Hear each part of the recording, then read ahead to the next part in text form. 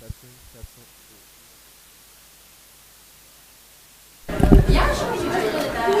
Testing. Oh, there we go. Cool. That's the mics. This is the main mic that we use in the. All right.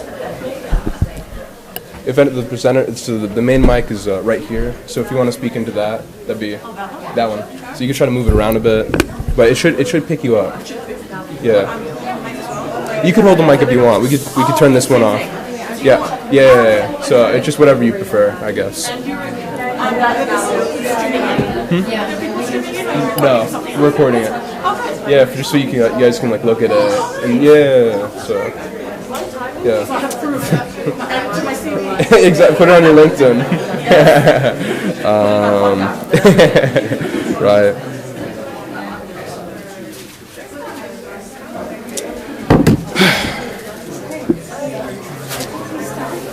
We start?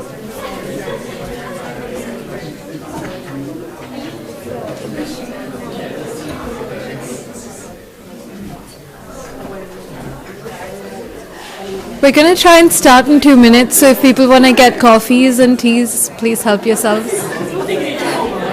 Did that? Hello?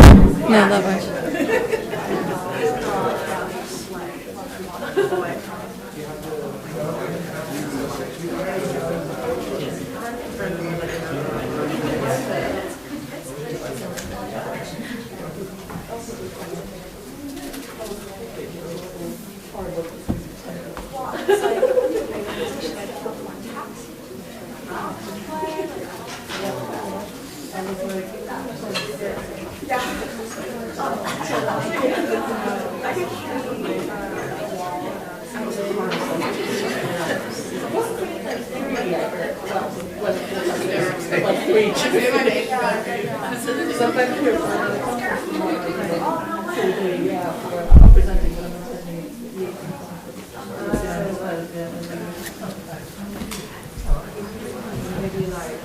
Hello? This isn't on. 20 seconds to turn on. Here, let's use these. Hello? Hello? There we go.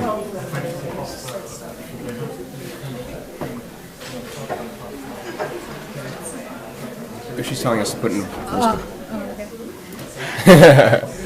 There you go. Hi guys. I think we're going to get started now. We're a little bit tight on time, so I'm sure people will trickle in and out. But yeah, thank you so much to everyone for being here. We're all really glad that you guys could take some time off of your Fridays to come spend it at the symposium. We just wanted to do a quick introduction of the organizers. So this has been organized by the Education Subcommittee in collaboration with the Bame Students Network. We have representatives from both of those here with us today. So if you have any questions, come speak to us. But I'm Hitanshi. I'm the Arts and Divinity Faculty President. And I'm Michael. I'm the Classics President. And yeah, this idea it was initiated by Michael, and I think the sort of idea was to have a space where students that might not necessarily have as much practice presenting academic work as writing it, so we want to kind of provide the space for people to be able to do that. And yeah, that's kind of like the reason we decided to organize this.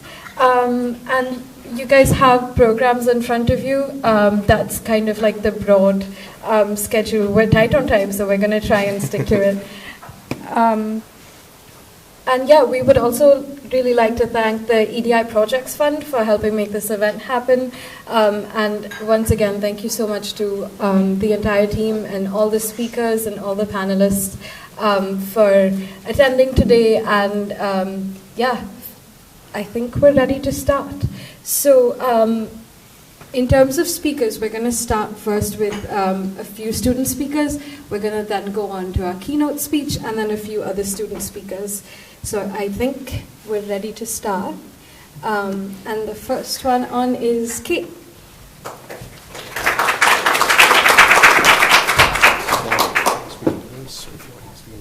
And then you change the size of this.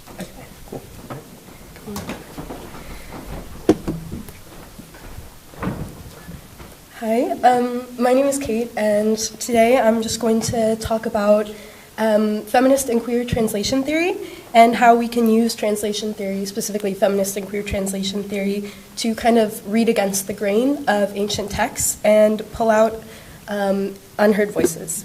So just for some background on Anne Carson, whose works I'm going to be discussing today, she's a groundbreaking, award-winning poet, translator, and classicist, and some of her more well-known works are If Not Winter, which is her translation of Sappho, as well as Autobiography of Red, which is a novel in verse, which I will also be discussing today. So the title of my presentation comes from this Italian phrase that means the translator is traitor, or to translate is to betray. And it reflects this idea within translation theory of the question of fidelity, how close we should be sticking to the original text when we translate. And while at first glance this might seem kind of simple, just stick as closely as possible, in reality this opens up a whole can of worms, because what are we being faithful to? Is it the language of the text or the themes of the text? And in clinging to fidelity, what do we lose? And so this is where Carson comes in, because she is kind of known for pushing the boundaries of what one would deem fidelity. But in doing so, she allows us to explore the nuances of the text that are often lost in translation. So the example I have up here on the screen is the way that she translates a Greek word, Dana. And this means both terrifying and amazing. And we kind of conceive of these ideas as opposites, but the Greeks only had one word for it. So rather than just finding a word in the middle, settling for something, she lists a bunch of different translations of the word, and she has them cascade in a spiral down the page. So instead of settling, she's drawing attention to the nuance of the text. And she allows us to think about combat ideas of what translation should look like. And then this question of fidelity and drawing attention to the text as translated in order to find nuance is reflected in ideas of feminist and queer translation. So feminist translation, there's a couple different branches of this, but it can include things like emphasizing a woman's role in a text, retranslating something that has been mistranslated by a male translator who had kind of ingrained patriarchal biases, and it can also be, again, this idea of drawing attention to difference in a text, with the female translator contributing to the creation of meaning in a text, which can be seen as feminist because the field of translation, the field of classics and the translation industry are quite male-dominated, so it's pushing back against this idea of the unheard translator, drawing attention to women's voices. So it's this idea that unheard voices in translation bring out unheard voices in the text. And Carson's work, Norma Jean Baker of Troy, is a cool example of this, because it's technically a translation of Euripides' Helen, but she also uses it to tell the story of Marilyn Monroe, two women whose voices were silenced by the patriarchal worlds that they lived in. And then this kind of brings us to queer translation as well. The idea of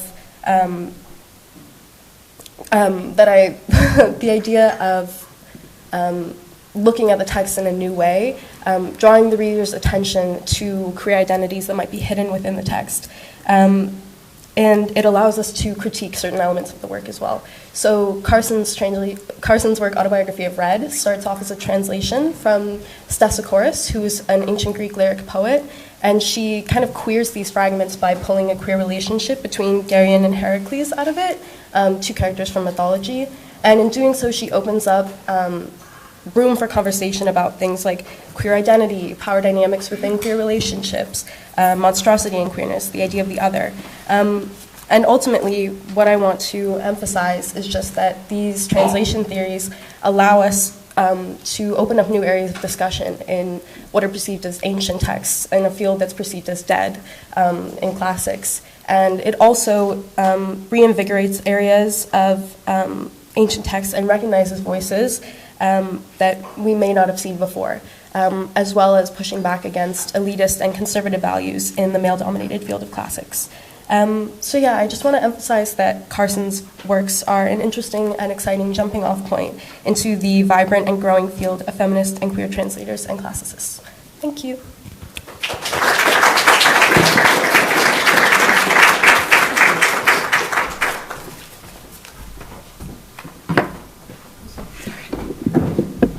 Thank you, Kate. Also, just to say, since we're short on time, we don't have time for questions and comments, but your programs should have a QR code with a form in case you guys have any comments or want to submit something anonymously to any of the speakers. But also, we have time for lunch and coffees, so if you want to just go and have a chat, please approach our speakers. Yeah, and I think our next speaker is Gabriel.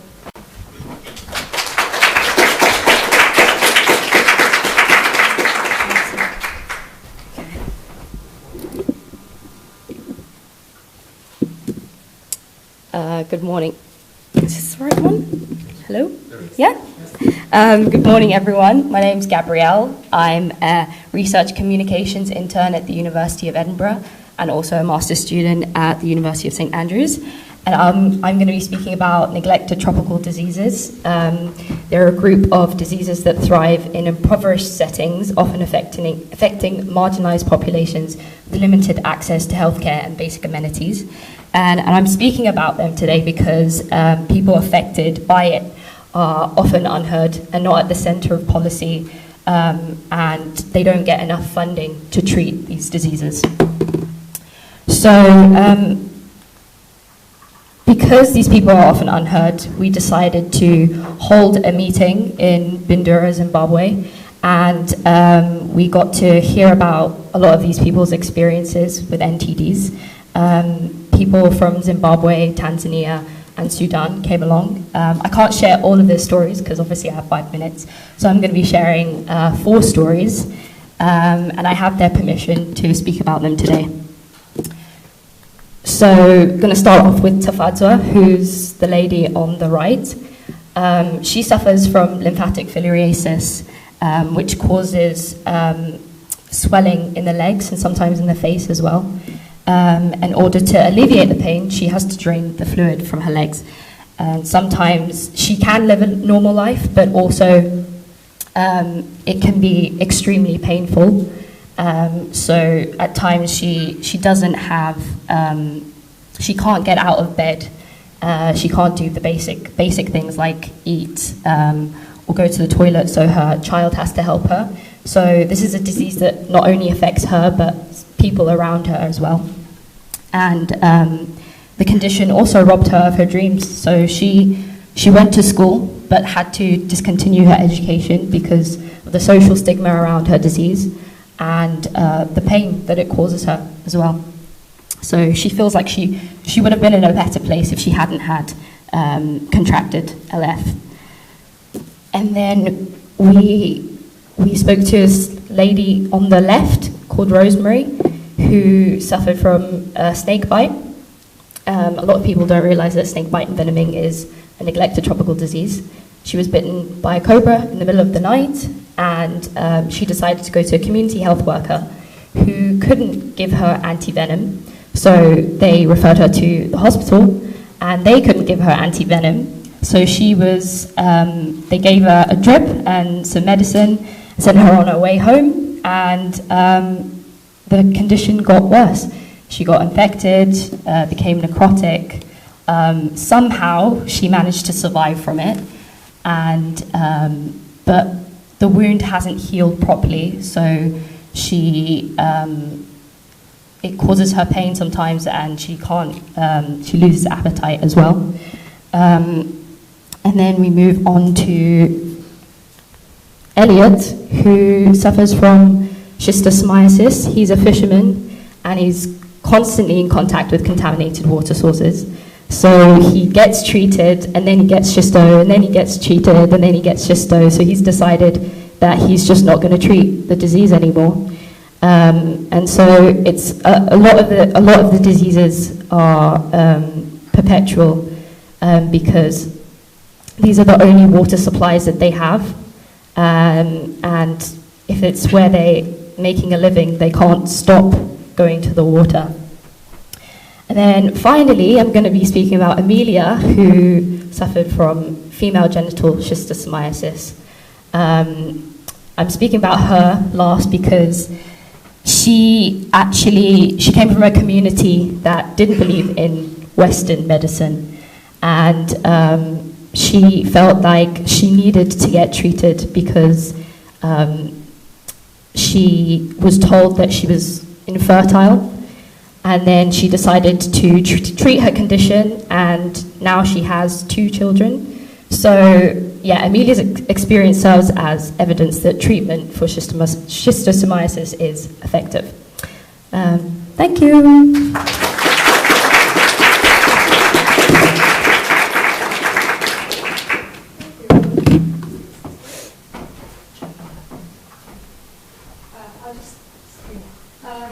Our next speaker is Elizabeth.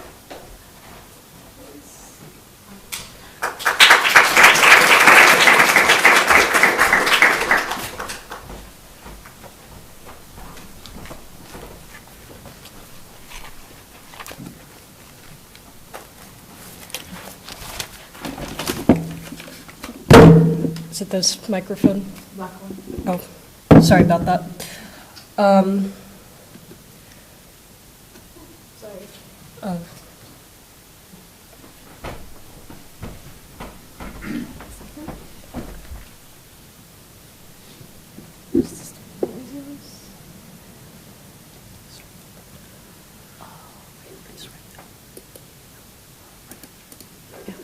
All right, so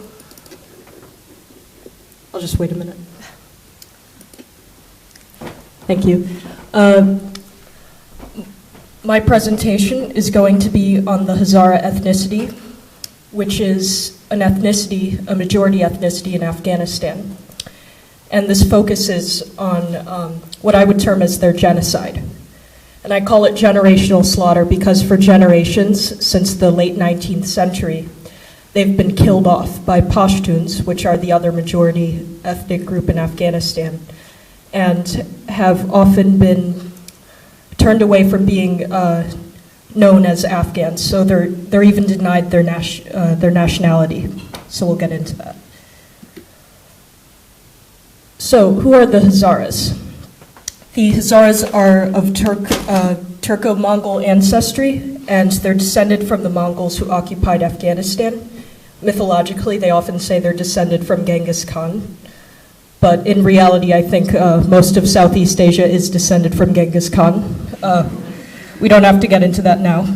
But they are of Shiite minority, so they are the minority religion of Islam, the Shiite sect.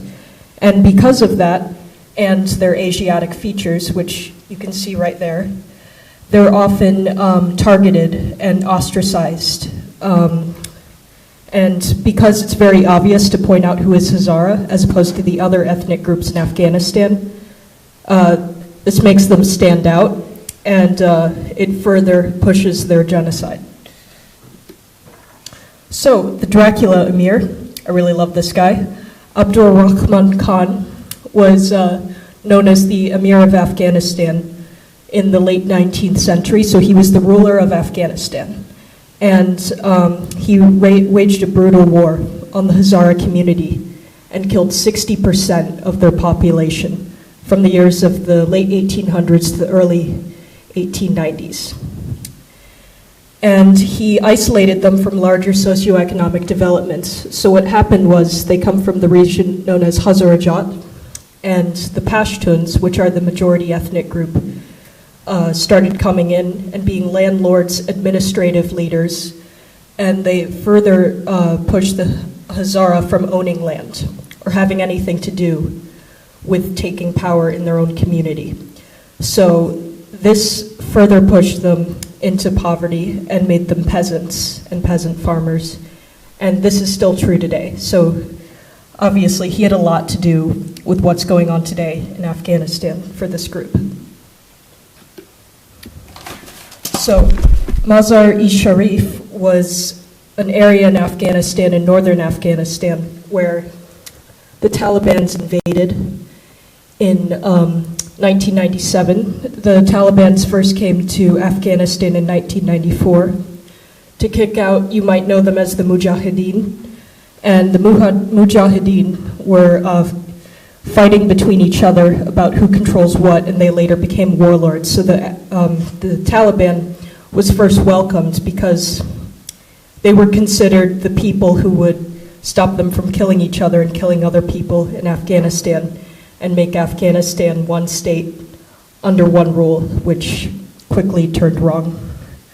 But the Taliban launched an offensive on northern Afghanistan, north of Hazarajat, and the Hazara attacked them, and they killed 2,000 Taliban soldiers, which the Taliban does not look lightly upon, because in May 1998, the Taliban finally captured northern Afghanistan after setting a year-long blockade on Hazarajat. So they basically weaken the resistance and push people into poverty and malnutrition because they can't pay for goods. So they don't get food, and the Hazara are basically dropping dead and dying for a year. And so what happens is the Taliban basically kill all the Hazara in May 1998, and it's reported that they didn't even let the relatives pick up the dead bodies as they left dead bodies behind in this region until the dogs ate them. And dogs in Afghanistan and Islam are associated with being unclean. It adds insult to injury. So I'll quickly go through this, but the 2001, the Bamian Buddhas, as you might know, were destroyed, and they were over 1,400 years old. And it's the cultural capital of Hazara in Afghanistan. So they associated the Bamian with being part of an ethnic identity because the Bamian Buddhas, as you can see in the reconstruction, have Asiatic features, and the Hazara have Asiatic features, and Bamian is in Hazarajat. So this was very much a loss for them when the Taliban destroyed these.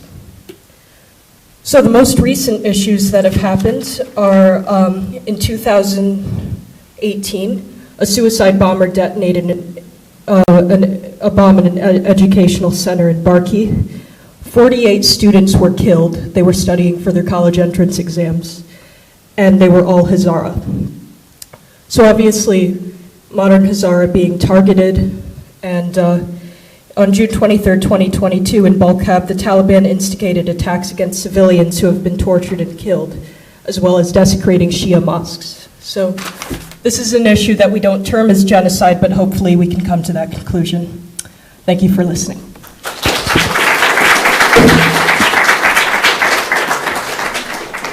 you, Elizabeth. Next we have Kyla.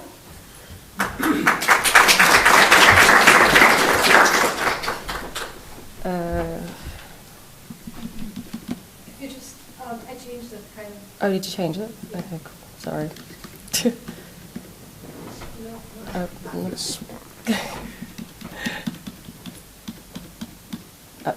Cool. There we go.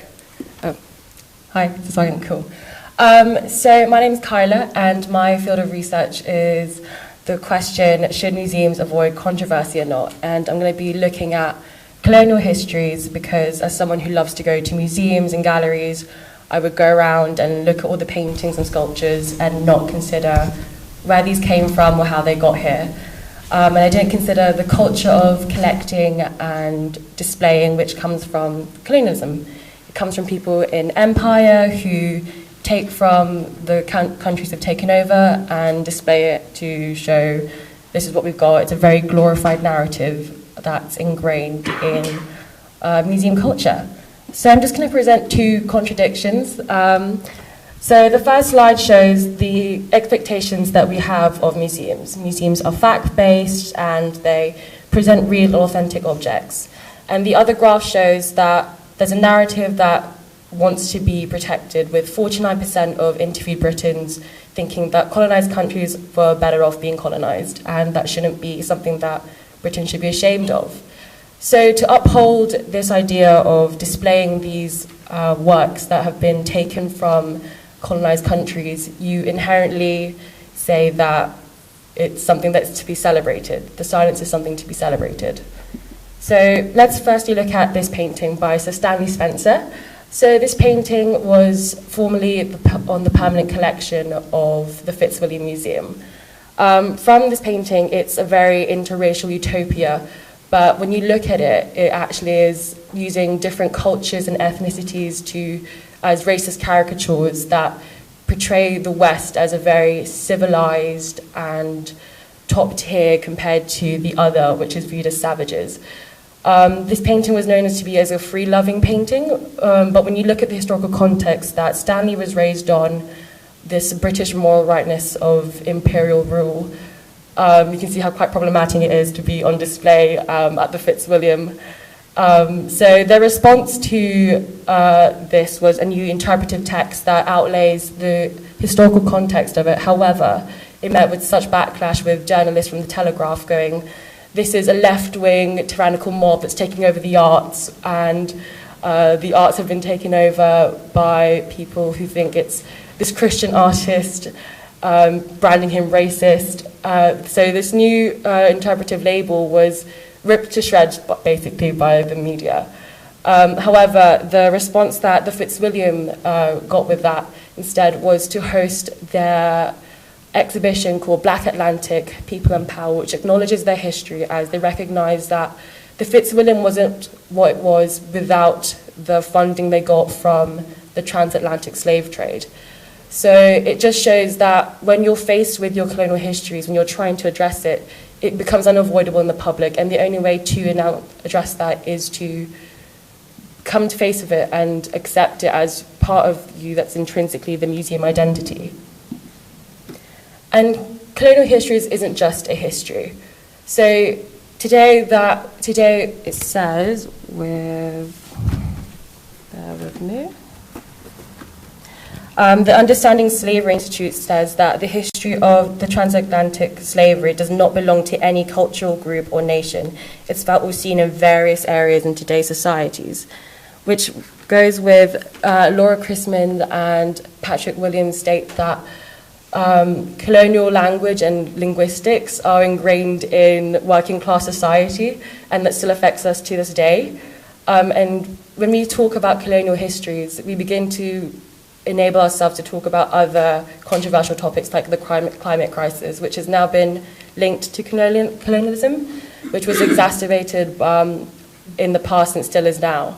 So my main conclusion is that we should not shy away from colonial histories in museums.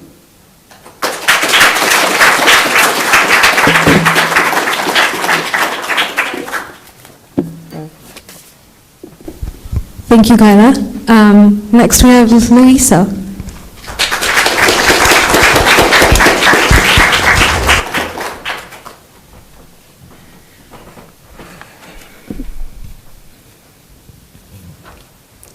I think I picked the right person to come after.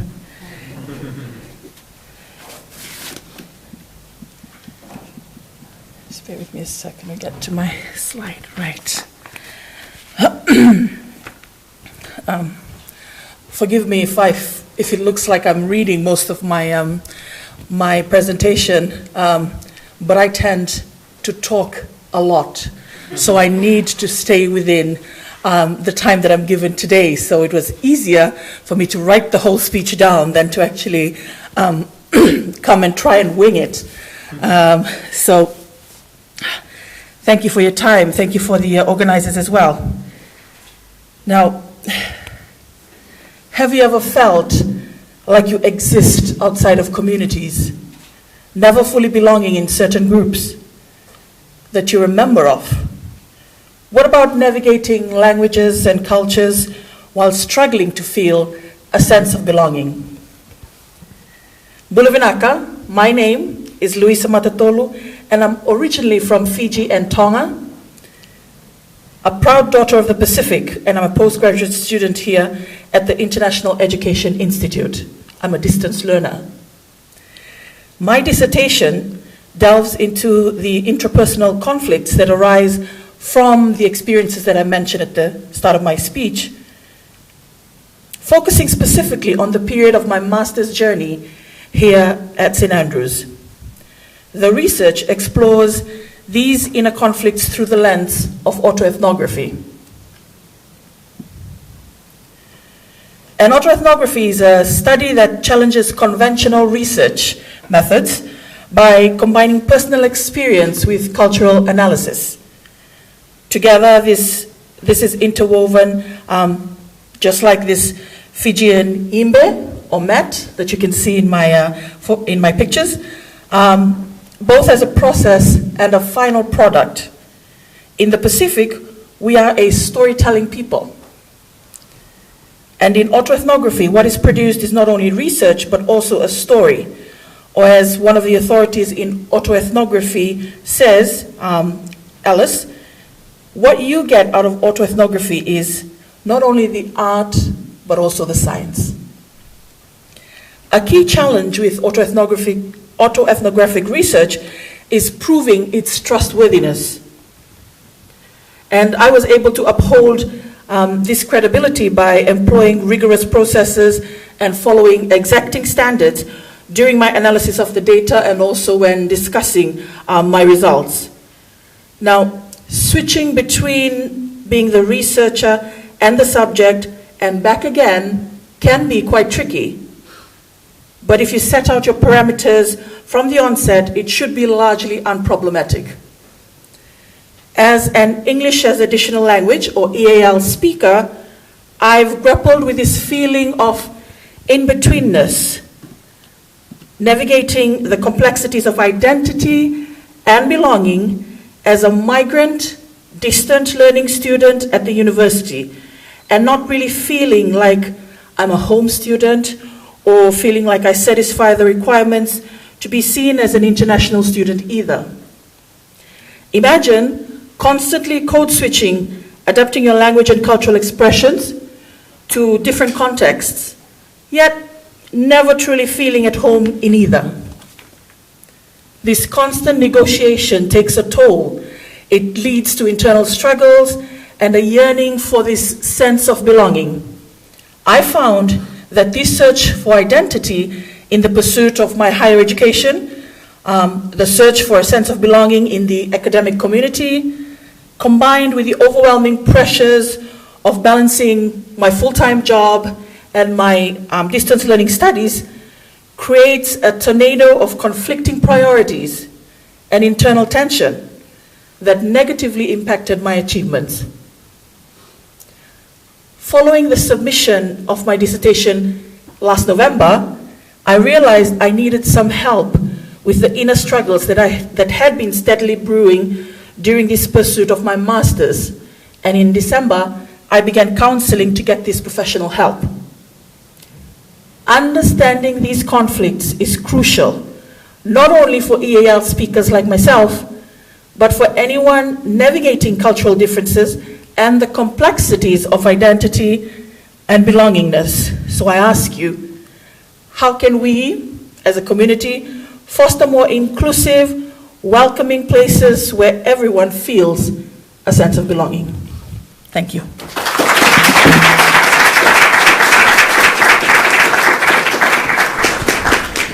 Thank you so much. We're taking a short break from student speakers now, and we have our keynote speaker. Sadly. Thank you very much to our 5 very talented student speakers. It is truly very, very nice to get to hear what you have researched. So briefly introduce our keynote speaker for today, Dr. Fabio Caiani, who teaches in the Arabic and Persian department in the School of Modern Languages, but also teaches in comparative literature. Dr. Fabio Caiani has extensive research in Arabic language and literature. His most recent publication delves into the Iraqi novel, and his next publication is going to be about Sami Nakash, who is a Jewish Iraqi novelist and playwright. Today, however, he will be talking about the module Fananat, Arab Women's Creativity in Modern Arab Culture, which looks at some of the most significant contributions of Fananat Arab women in the contemporary and modern Arab culture. Thank you, Dr. Caiani. Thank you. Thank you very much, Federica. And sorry. Oh, that's me. Okay, thank you very much for your kind introduction. And I would like to start by thanking the Bame Students Network and the Education Committee for organizing such a wonderful event.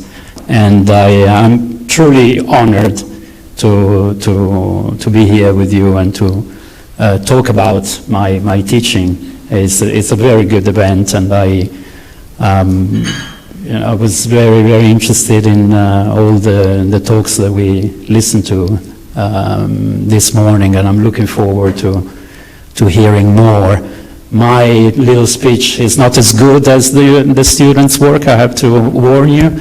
And I also want to thank Federica for having invited me more specifically.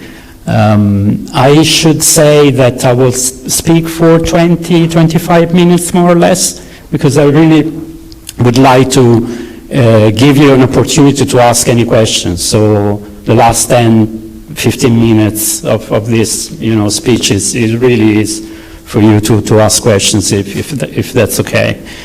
Okay, so now, when Federica approached me and asked me to participate in this wonderful event, it's a symposium, she specifically asked me about this module, and I was very, very, very happy.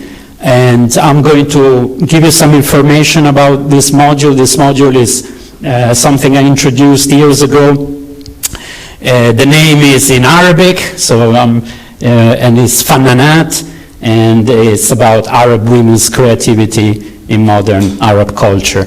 As an introduction, though, I would like to tell you something about me. I came to this university in the 90s, many, many years ago, before most of the people in this room were even born. Sadly, this is how old I am. And I was an undergraduate student from Italy, from the University of Venice. So I spent some time studying Arabic here. Then I came back to do my PhD. And then I became a tutor, originally in the School of History, now in the School of Modern Languages, where I became a lecturer. And I'm saying this just to draw your attention to the fact that for several years I've been exposed to the Arabic curriculum. Not only as a teacher now, but also as a student. So I know exactly what the Arabic department has been doing for many years. And when I became a lecturer in 2018, I thought, well, I became a lecturer earlier, but in 2018 I started thinking about contributing to our curriculum. So I started thinking about a new module, and in 2019 I was lucky enough to be able to introduce this module. Now, if you study Arabic in St. Andrews, and these are more or less the content modules that you have at honors. So before 2019, this is what you had, is more or less what you have today. By the way, I'm focusing only on the modern literature and culture, because in Arabic we also proudly offer classical Arabic. So what you have there is novellas, which is now Palestinian fiction. This is the only change. And we managed to keep short stories 1, short stories 2, exile and identity, and modern Arab culture and society. Now, the bold modules that you have there were designed and taught for many years by Catherine Cobham. Now, in my speech, I will talk about Arab women, Arab artists, but I also have to say that in my personal career as an academic, women have played a very important role, and Catherine Cobham was my supervisor. She's been my mentor, my colleague, somebody I collaborated with. So a lot of the research that I managed to publish was written with Catherine. And my speech, by the way, is in no way a criticism of the curriculum that mostly Catherine designed. No way. I mean, really, she was an important figure in my growth as a literary critic. And however,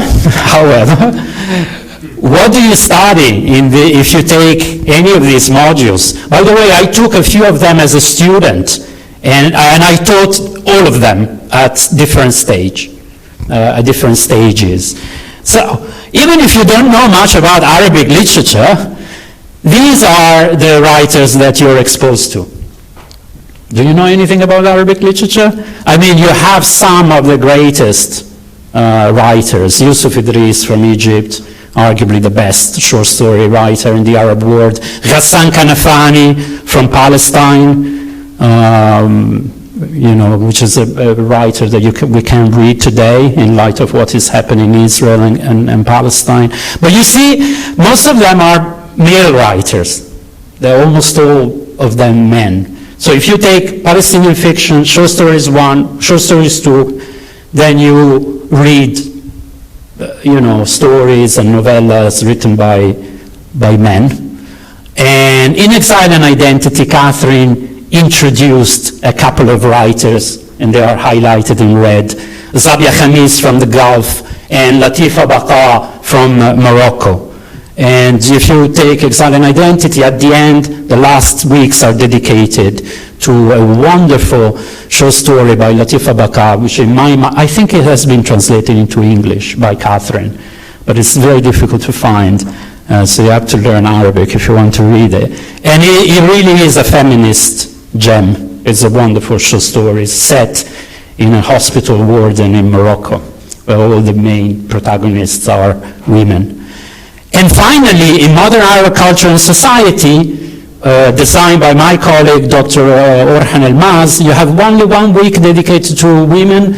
To be fair with Orhan, he also makes his students watch films. A lot of them are made by women. So there you go. In 2019, I thought, well, it's time that we introduce a module that is exclusively dedicated to Arab women. And so I designed this module, which is Fannanat, Arab Women's Creativity in Modern Arab Culture.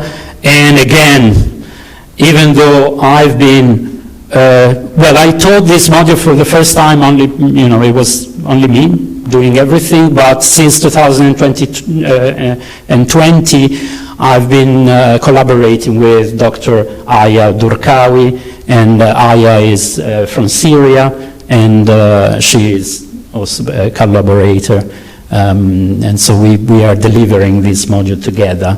Now, I'm not sure you're familiar with Arabic. Do you know anything about Arabic? But Fannanat means artists, but in Arabic we have gender, so every word is either masculine or feminine. So Fannanat comes from a word that is fun, which means art.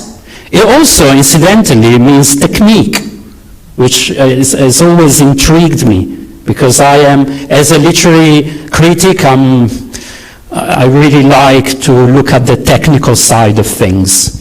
So I'm a bit of a formalist in a way, and so I'd like to analyze the techniques used by artists. And so this is very, very important also for this module.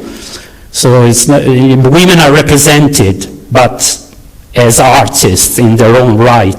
They are represented because technically they are very talented. And Fannanat is a feminine, plural. So if you have Fannan, you have a male artist. If you have Fannana, you have a female artist. So the word in Arabic, only 1 word already tells you. This is a plural, but it's feminine. We can talk about the meaning of Fannanat, how it is interpreted in certain ultra-conservative section of Arab society, but maybe in the Q&A I can tell you something. So what do I do in this module? Well, when I prepared the module proposal, which is something terrible if there are colleagues in this room, it's something that requires a lot of effort. I was very ambitious. I wanted my students to, have a look and describe the wonderful words of Zaha Hadid, for instance, the late Iraqi architect who worked for most of her life in London, but no chance. I mean, we couldn't really do that. So again, I wanted to include figurative art, and this is a self-portrait, which I love, from Salwa Shukair, but no chance. So we focused on other forms of art, and you will have noticed that I'm talking about not only writers, but artists, and I will tell you in a second what we do. But of course, written texts are very, very important in my in our module. And so we start with poetry. So from the right to the left, you have Nazik al-Malaika. Have a look where they're from, and have a look at, I also included the date of their birth, because I try to represent as many Arab countries as possible. The Arab world is very big, and also different generations. So Nazik al-Malaika from Iraq, a very, very important figure. She's been credited to having introduced in Arab poetry free verse, so a truly revolutionary figure. Then we have Fadwa Tuqan from Palestine, mother of Palestinian poetry. And then we have another poet from Iraq, Dunya Mikhail. Very important also because Dunya has been living in the United States since the 90s. So she's also talking about exile in her poetry. We start with poetry and then we move to short fiction, so short stories, and you have many, many Arab writers, women writers from the Arab world. I selected Sahar Tawfiq from Egypt, who is not a very well-known figure, not as known as Nawal Saadawi, probably, you know, who is probably the most famous Arab feminist from Egypt, too, but she's not represented in this course. And then we have Hanan al-Sheikh from Lebanon, and Latifa Baqa, whom I mentioned earlier, from Morocco.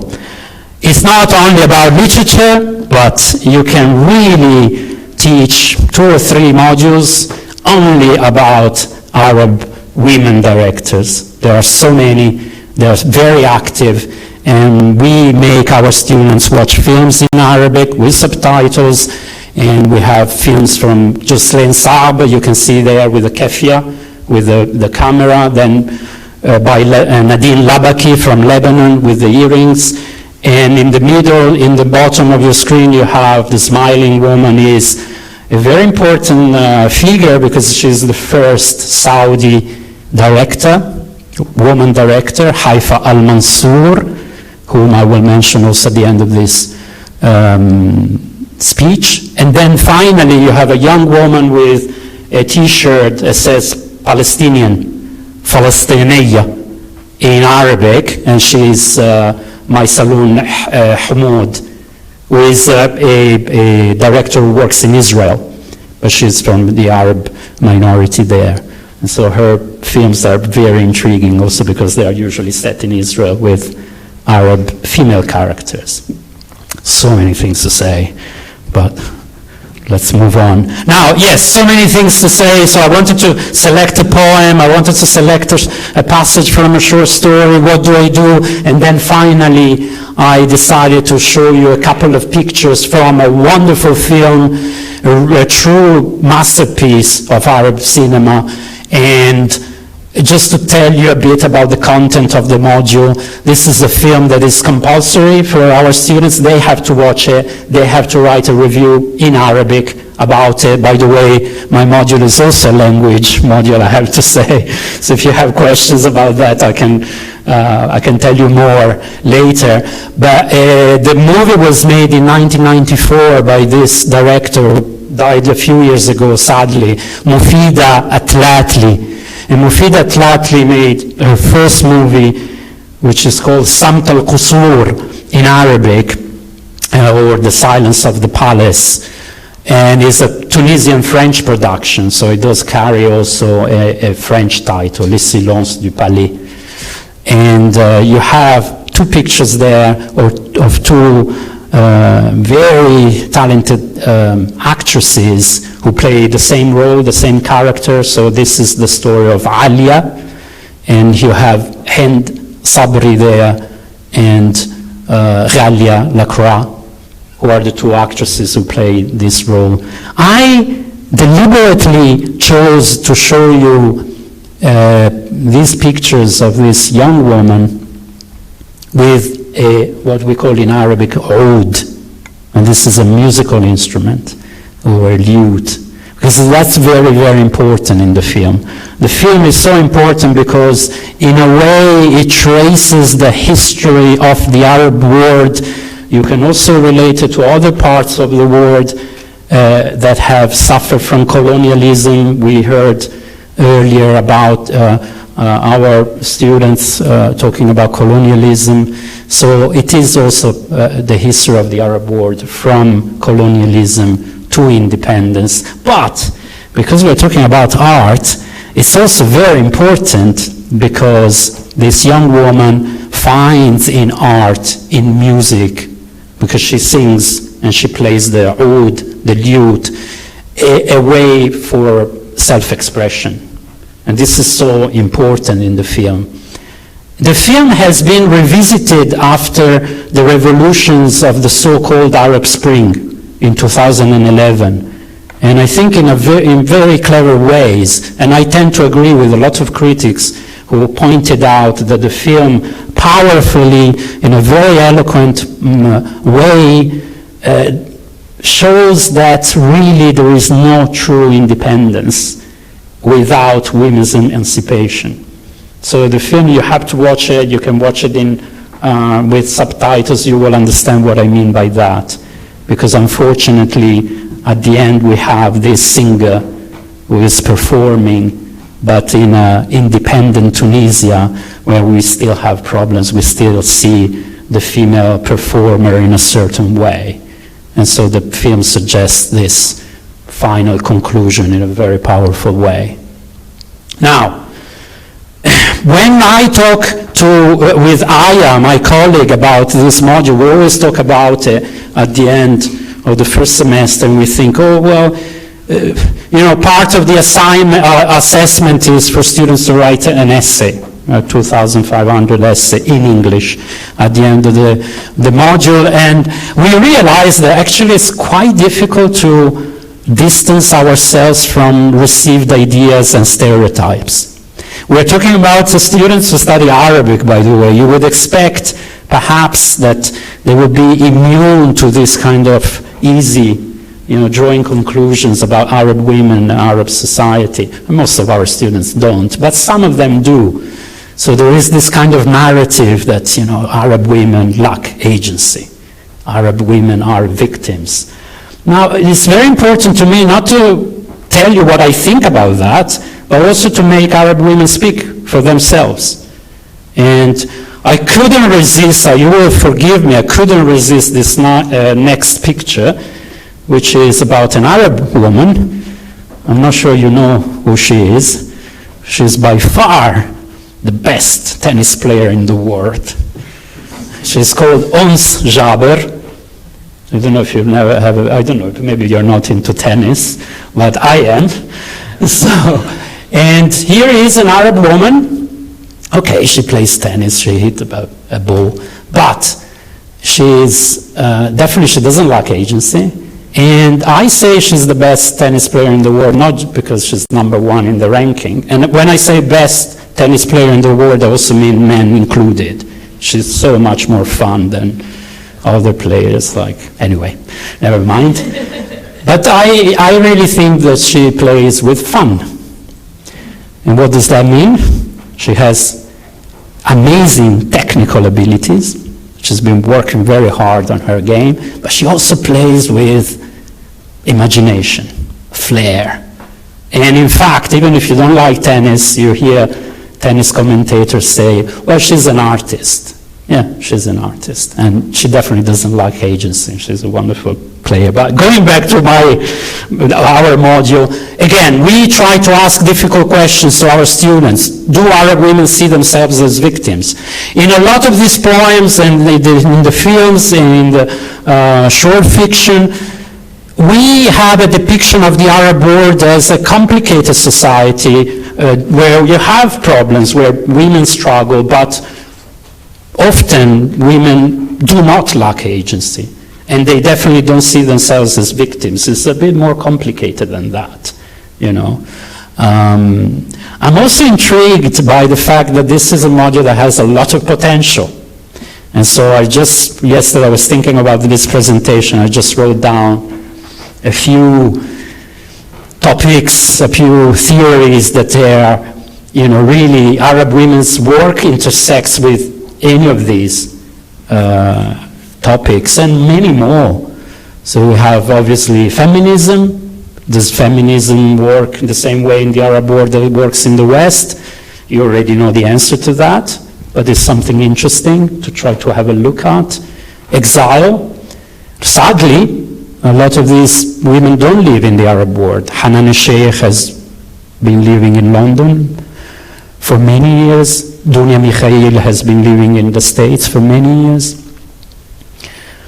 Well, it's very topical. The Palestinian cause is obviously very, very topical. I will say this, I will say a bit more about that in a second.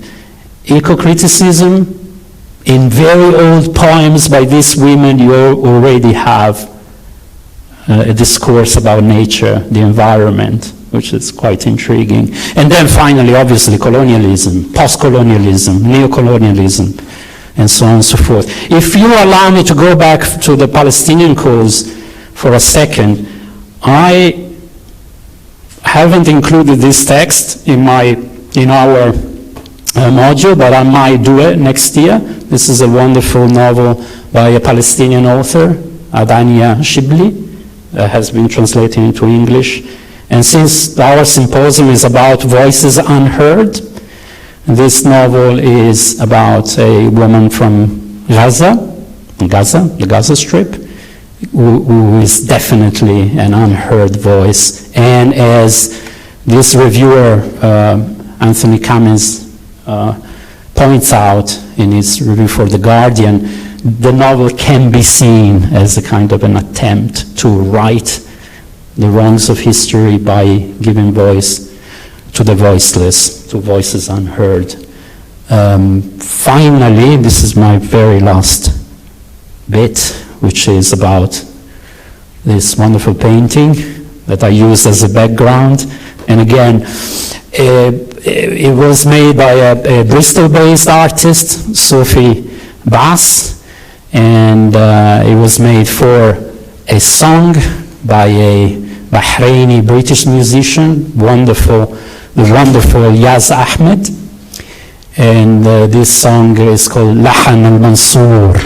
The song, so follow me, this is very intriguing to me because it also shows us how different forms of art intersect, and how artists are inspired by one another. All of these artists are women, but we have a painting made by an English painter, inspired by a song made by a Bahraini British musician, who was herself inspired by a film made by Haifa al-Mansour, the first Saudi film director, Wajda. And if you've watched the film, you will make sense of the bicycles. Thank you very much.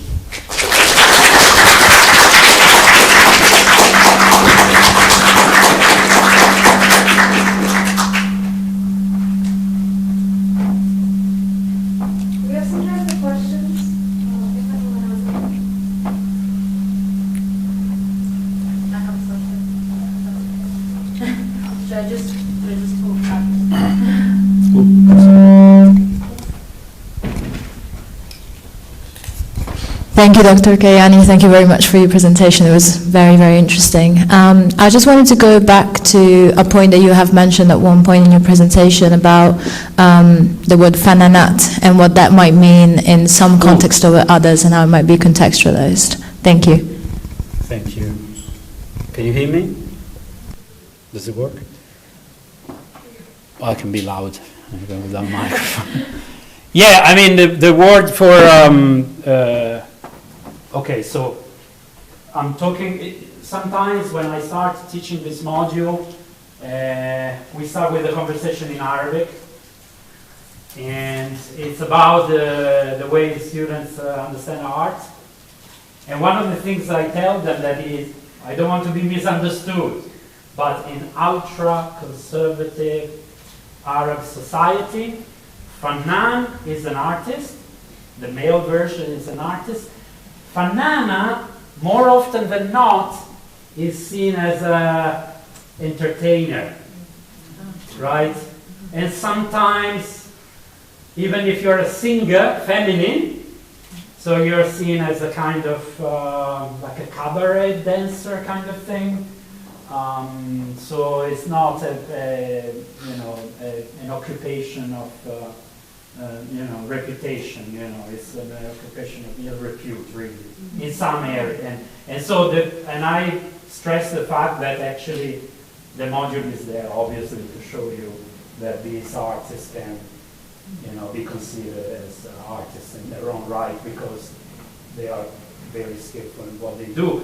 The film that I mentioned also has a bit of this. So at the end, the singer is complaining about, the behavior of the audience. So there's this idea that the woman performs to entertain the audience, and the audience is mostly male, which is very problematic. But I have to say, this is very, very conservative society. And as I said, the Arab world is very big.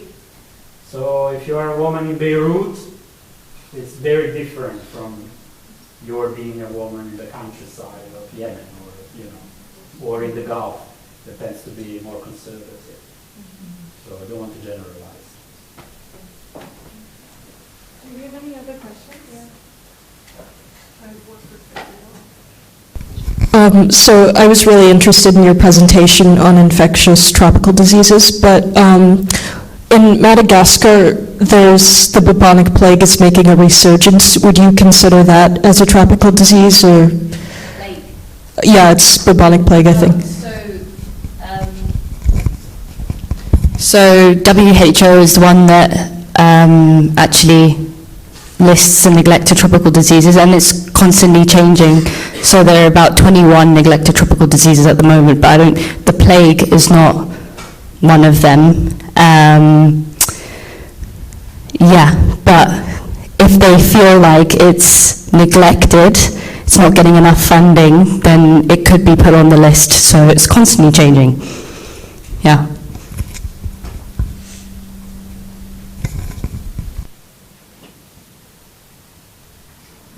Anyone else? Any questions for Dr. Kayani, one of the speakers? Sorry, guys. Dr. Kayani, thank you for your presentation. It was very interesting, and I can see some reflections in a place where I come from, which is on the other side of the world and not even as close, even in geography. But to your point that you talked about, in ultra-conservative society, the way they see women as artists doesn't hold the same gravity. Do you see it changing, and how? Like as we go on.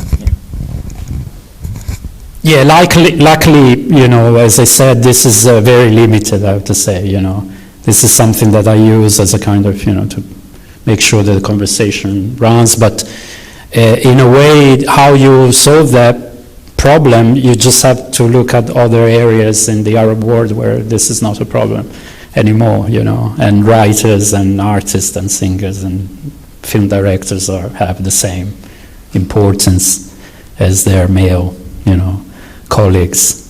And also, I have to say that when it comes to translate these works, this is not a problem at all. In fact, you could argue that sometimes women are in a better position because of the stereotypical idea of the Arab world.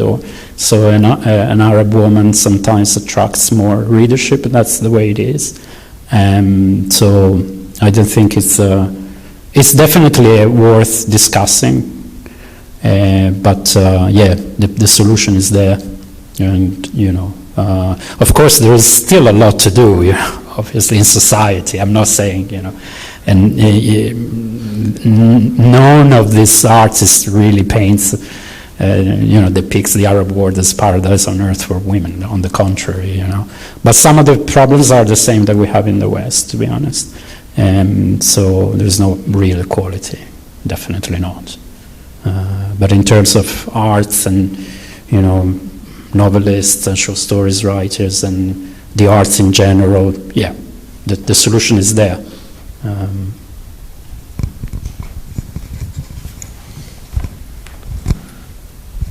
Does anyone else have any questions?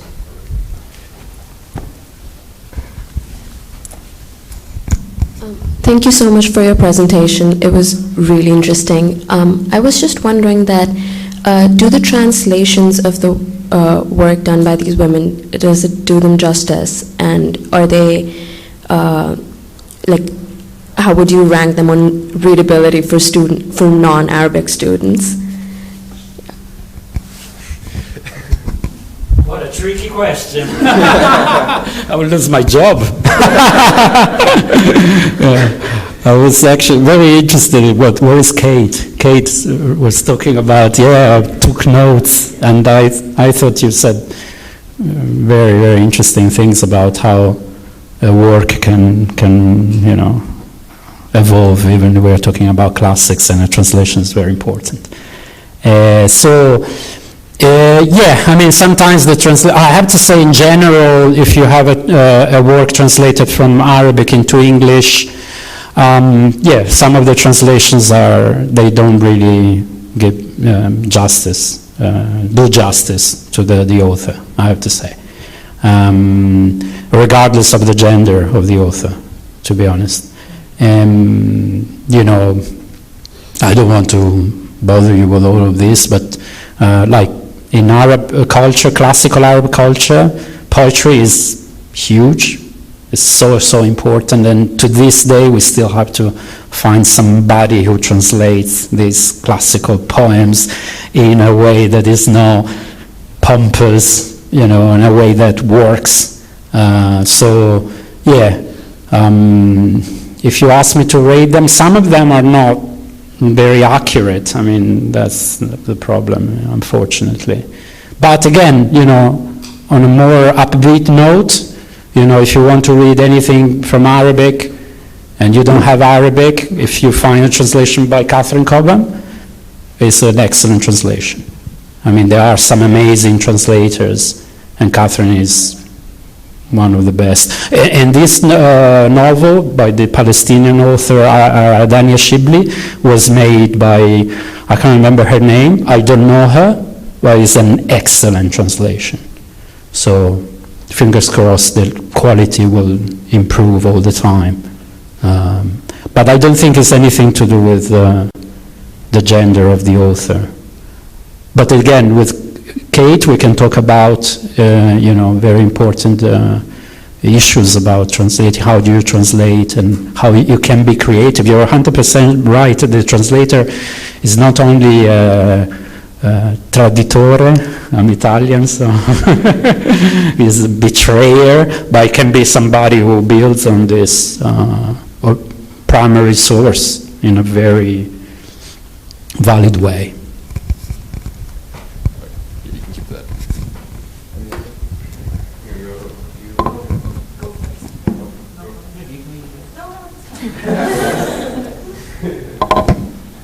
I was wondering if you could speak more about kind of accessing this stuff in English. In a lot of other cultures, we see not enough stuff is getting translated. Are we seeing that in Arabic as well? How easy is it for a non-Arabic speaker to access this kind of content? Yeah, it's a pertinent question. It's related to what we were talking about. I think things are improving a bit, but there is so much to be done, and English, we tend to have quite a lot of works translated into English. Sometimes it's not at the right quality, as I said, but there is much more to be done. As I said, I'm a modernist, but I find it very sad that the classical works has not been translated properly. There are some new ventures, collaboration between New York University and some university in the Gulf, and they do very interesting things about classical Arabic works.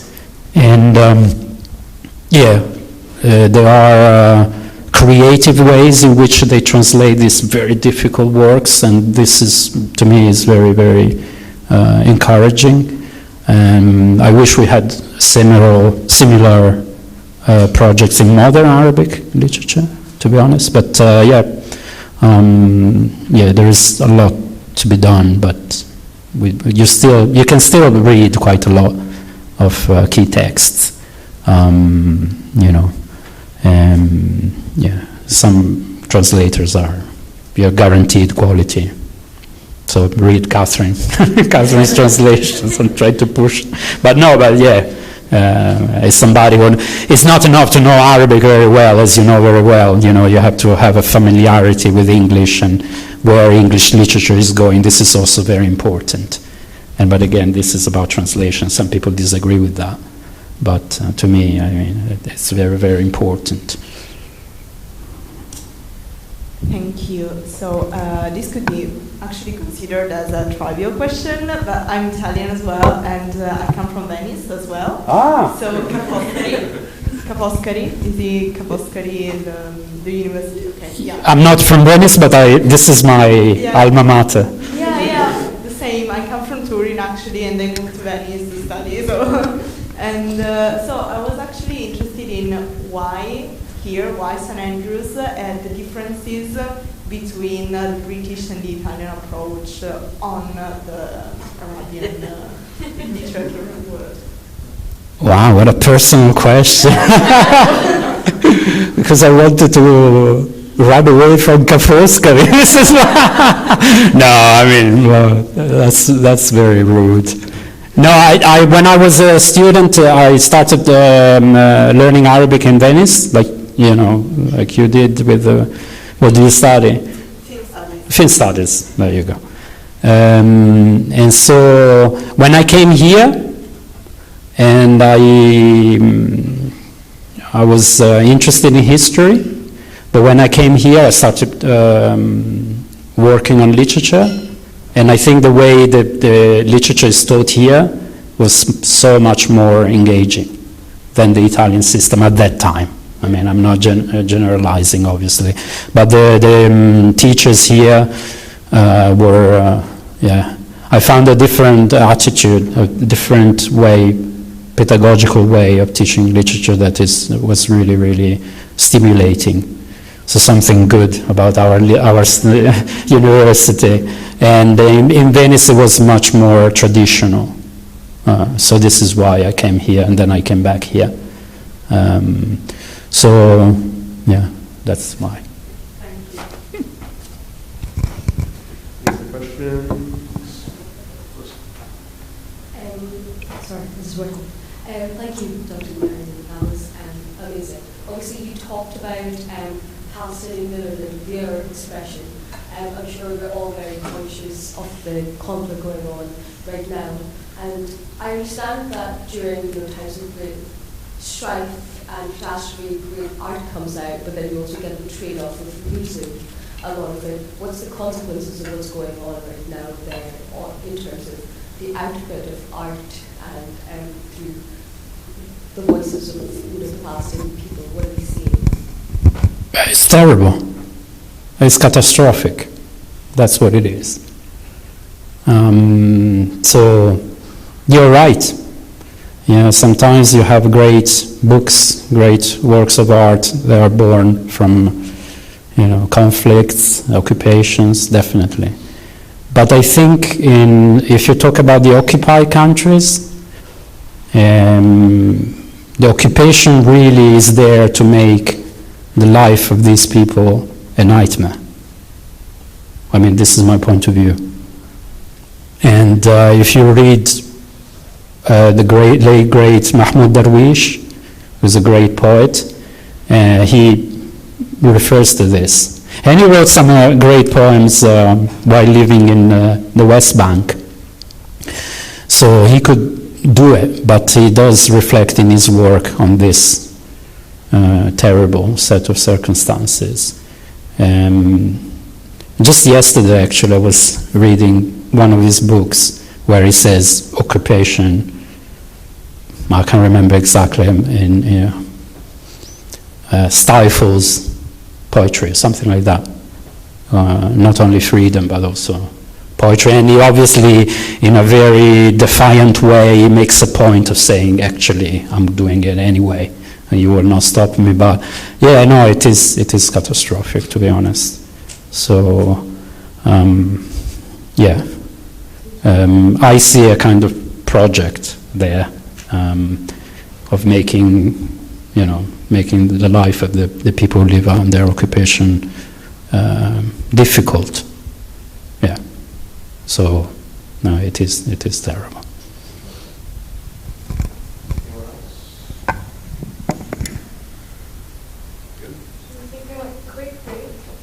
For these symposiums, and we'll be back at 11:25, which is not very good.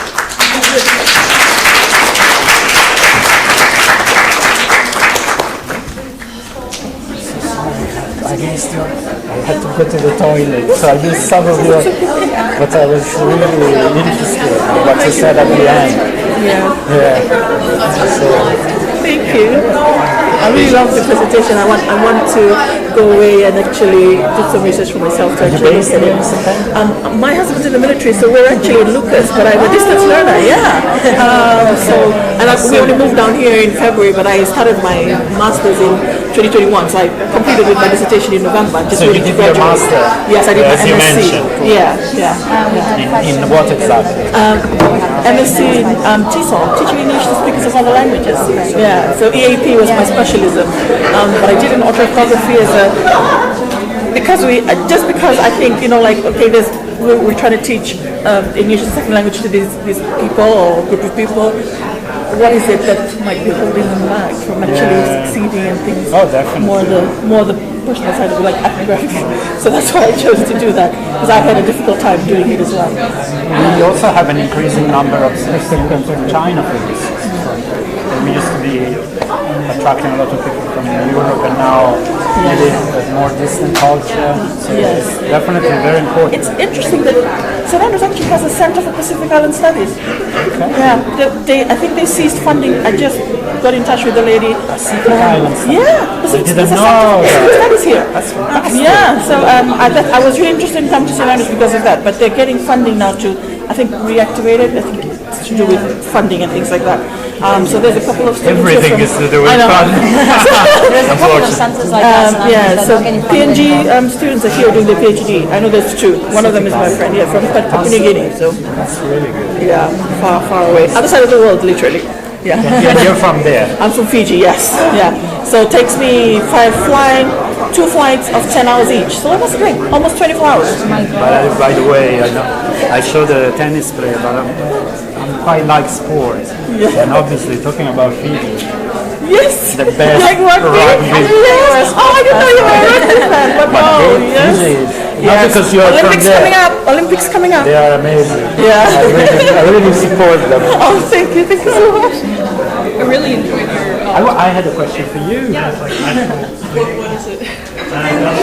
Okay, so when you talk about the communities, so you mentioned, by the way, it was really good, very things I didn't know. So they're Shia. Yes. So the Bame Indians are in Azerbaijan, their province in Afghanistan. And obviously the Bamians are much older than the Tsar but they feel cultural tie as well as an ethnic tie because the Bamians are similar to their ancient highlight this. It's so good, so important. Because, we would a normal audience so they're Muslims, so they're arguing.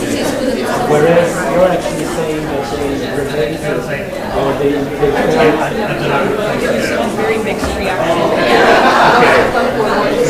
Muslims said they can get rid of them. And some of them said, no, this is part of our culture.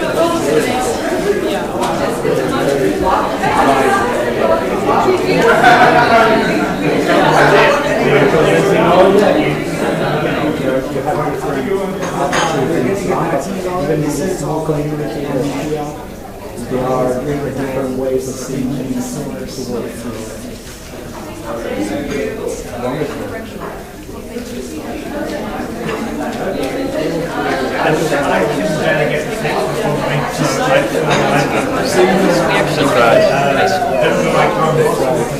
Like I don't know, I only know because I like jazz, and so I went to see her before in Edinburgh, and I saw that her albums tend to be illustrated by this artist, who's obviously, she knows. I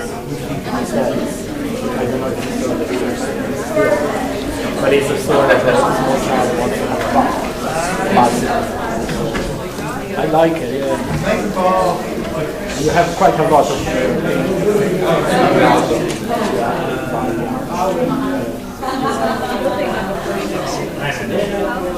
because the mighty parties are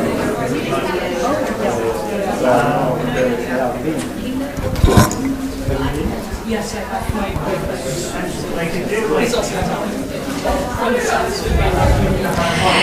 If everyone could grab drinks and get back to their seats, that'd be awesome. they don't like shutting it, but they do sometimes. Oh, really?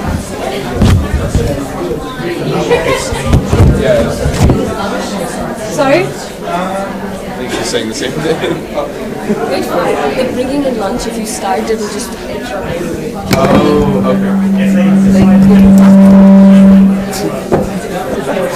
Never mind. Oh, there's lunch. Wait, lunch is after, right? Right, yeah.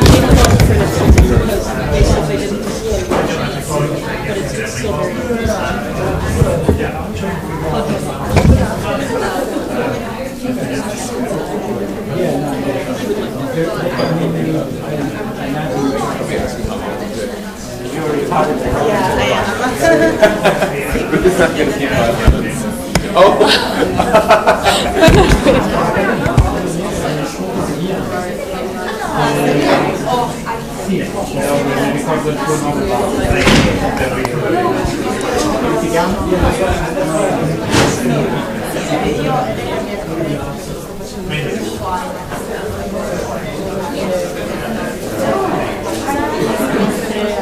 I think we start. Yeah?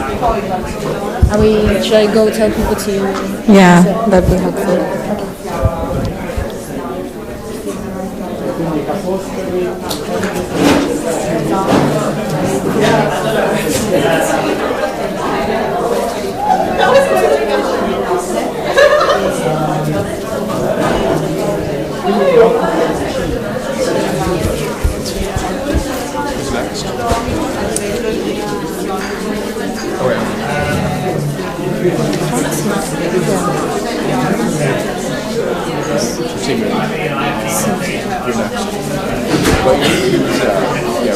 Just checking.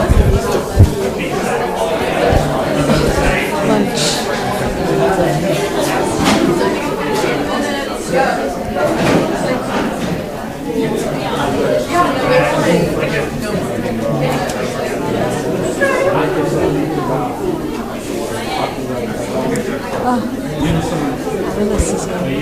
Where are the panels this year? Pink. Oh. I'll do it.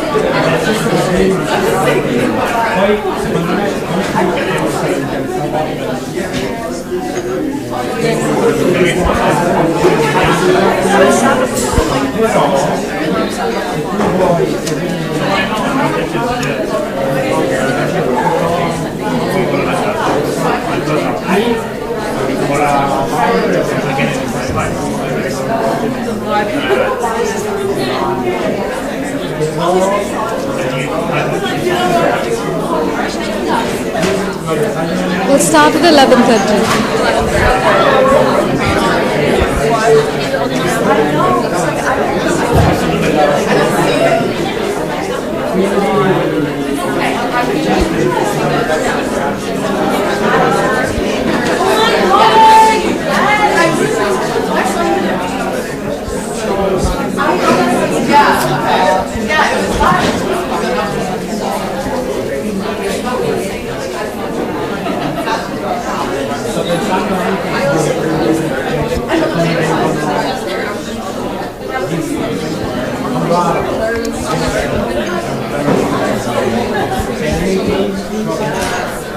Okay, I think we're ready to start with our next set of student speakers.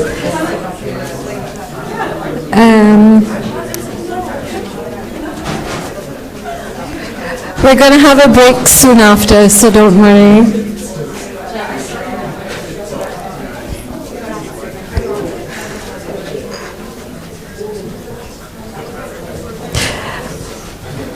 So up first we have Sigrid.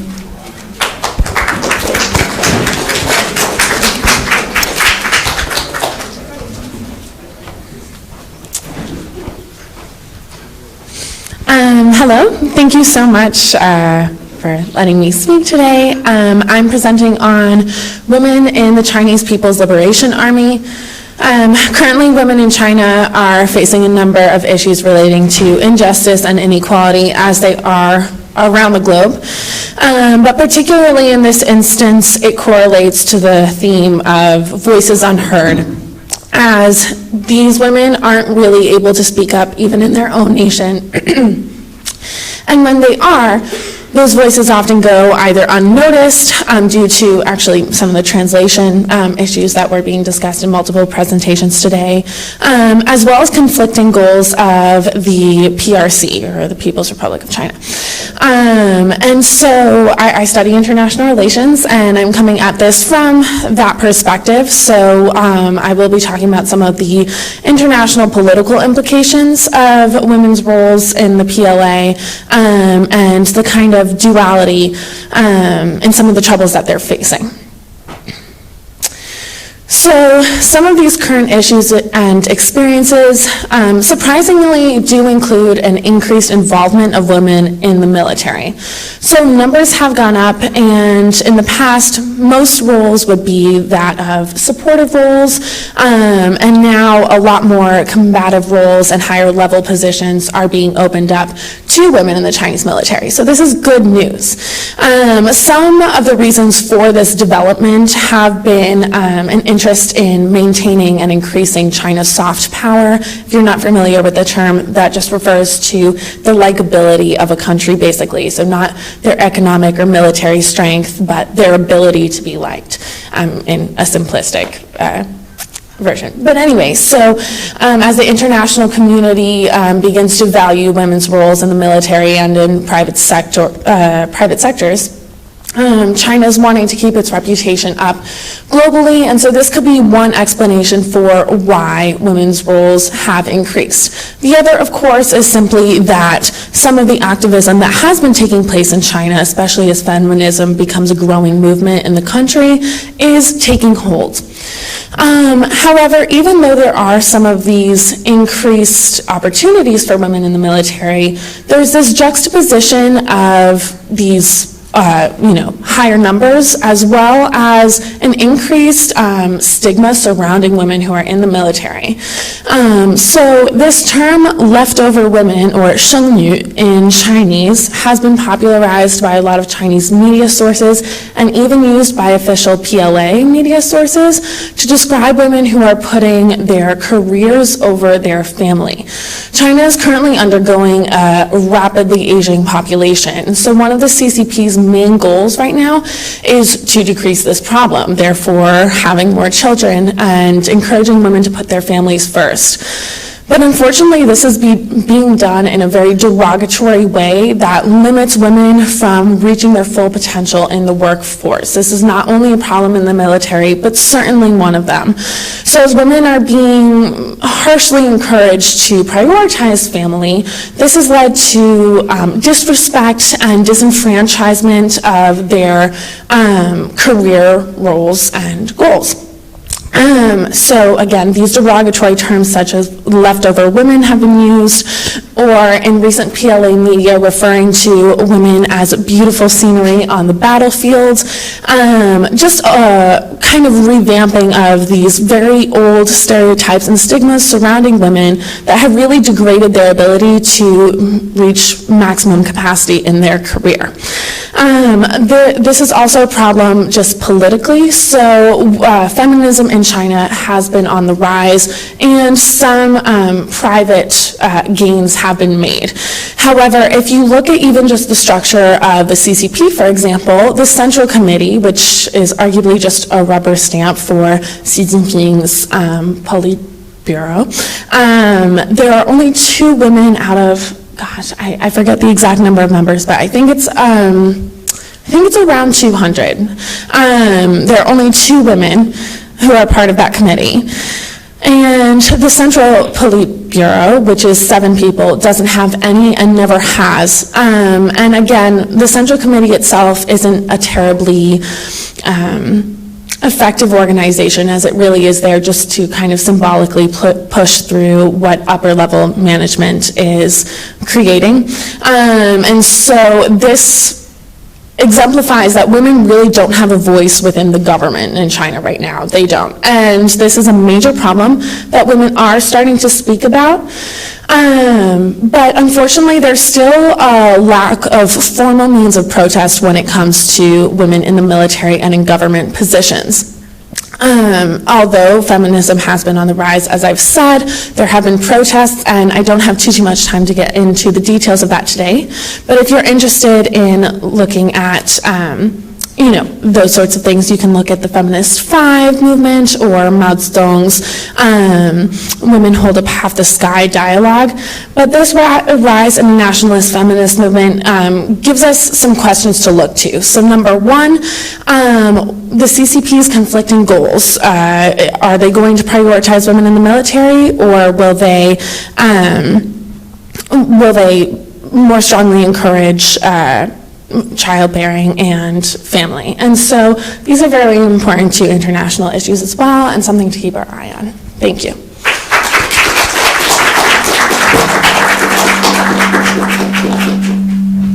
Next up, we have Maggie.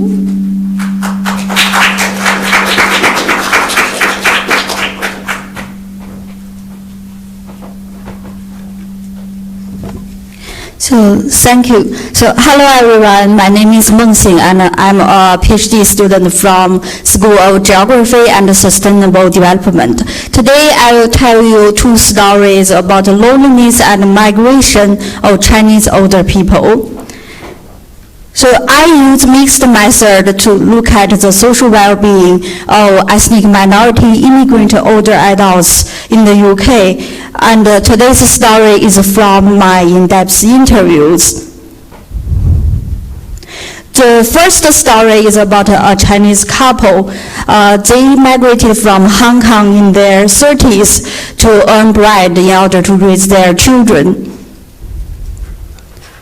So their life back to Hong Kong was quite difficult in terms of both economic and political uncertainty. And then in 1994, she, the husband, first moved to Edinburgh in tourist visa, and then after 4 years, Li joined him. And they left their 3 children behind in Hong Kong, and they both worked in Chinese restaurant. They send their salaries back to Hong Kong to support their children, and they need to work in restaurant for very long hours. They said, when we just came, we worked 7 days a week without break from 12 p.m. to 3 a.m., facing the stove in the morning, facing the pillow at night. That was the life. Feel lonely, feel we had nothing. And currently she is retired and receiving limited pension, and Li is doing part-time work in Chinese restaurant, and they are living in the social housing. They both have multiple chronic illnesses because they are long-term labor work in their early life. Their English is very poor, and they use interpretation service in health and social care.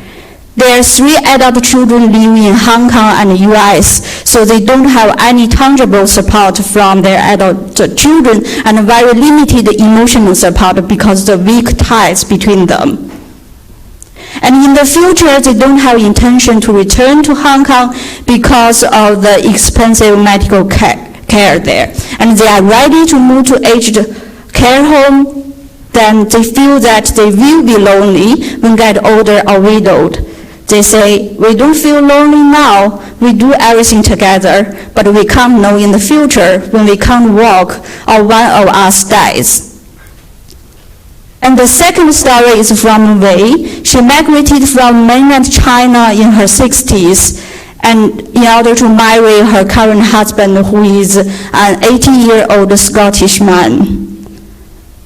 Her life back to China was quite fulfilling. She has a daughter, and she worked in factories first, but later on she started her own business, so she has financial power and her own voice. She holds a dominating role within the family back to China.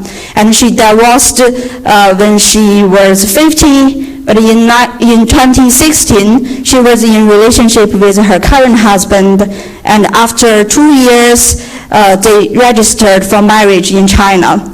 In 2019, she moved to Fife to join her current husband, which was planned to be temporary, but she stayed due to the COVID pandemic. And she says, I don't have friends here, no Chinese, I can't talk to anyone, so I feel lonely. I don't have social life here. Currently, Wei is retired and receiving pension from China, and she also receives fixed amount of money per month from her husband. But the older couple is affected by the increased cost of living. For example, the husband stopped driving and they limit their use of heater in winter to save the energy bills. She has very good health, but very poor English, and she has a lot of feelings of loss, such as loss of friends, loss of autonomy, and she wishes to work in Chinese-speaking environment in order to earn some money, but also to meet Chinese people. And her husband is the only and tangible and emotional support she has here, and she provides some financial support and receives emotional support from her daughter and grandson who is living in China. And in the future, she will take good care of her husband until he passes away, and she wishes to aging here, but wish to be with her daughter as well. And in her old age, when she needs more long-term care, she wishes to be cared by her daughter. So from these stories, we can know that loneliness is not static. So high loneliness while arriving in the new country became lower after several years of settlements and adjustment. But they still have higher risk of loneliness in the future when they get older. So this concludes my presentation. Thank you for your attention. And at last, tomorrow is the Chinese New Year. So I wish the Year of Dragon bring you joy and fulfillment. Thank you.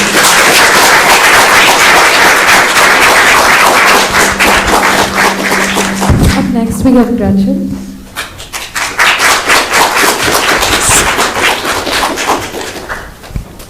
Hi, I'm Gretchen. I'm going to be presenting some research I did last semester on faith and second wave feminism in America. When I started this research, I almost felt like I was playing devil's advocate because, especially in the United States, there is a narrative of religion and feminism not being things that can coexist. But I looked at some of the ways when the feminist movement really began to get going in the United States that women found this balance. To start off, here's a quote from Gloria Steinem, who was and is one of the most prominent feminists. Religion is politics in the sky. So religion and politics were always very intertwined.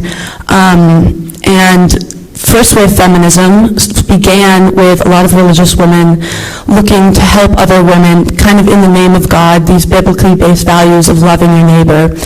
Second wave feminism is said to have started in 1963 with the publication of Betty Friedan's The Feminine Mystique and lasted until the mid to late 1980s. It is important to note that this was a very homogenous movement of white, middle-class, educated women, and there was a lot of pushback, especially by women such as Phyllis Schlafly, who was not a feminist and often used Bible passages to cite why feminism was wrong and took women away from their quote-unquote natural role. I don't have a lot of time, but I'm going to briefly go through some ways that a couple of women balance this while keeping religion in their life, but also accepting these feminist ideals.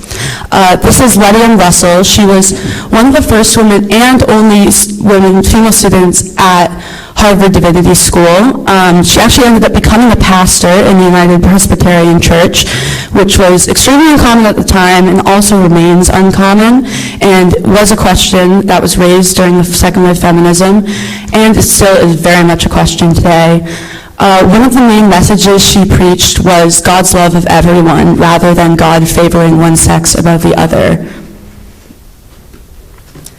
Another figure during this time was Elizabeth Schessler Fiorenza. This is a quote by her: "Women have always interpreted the Bible."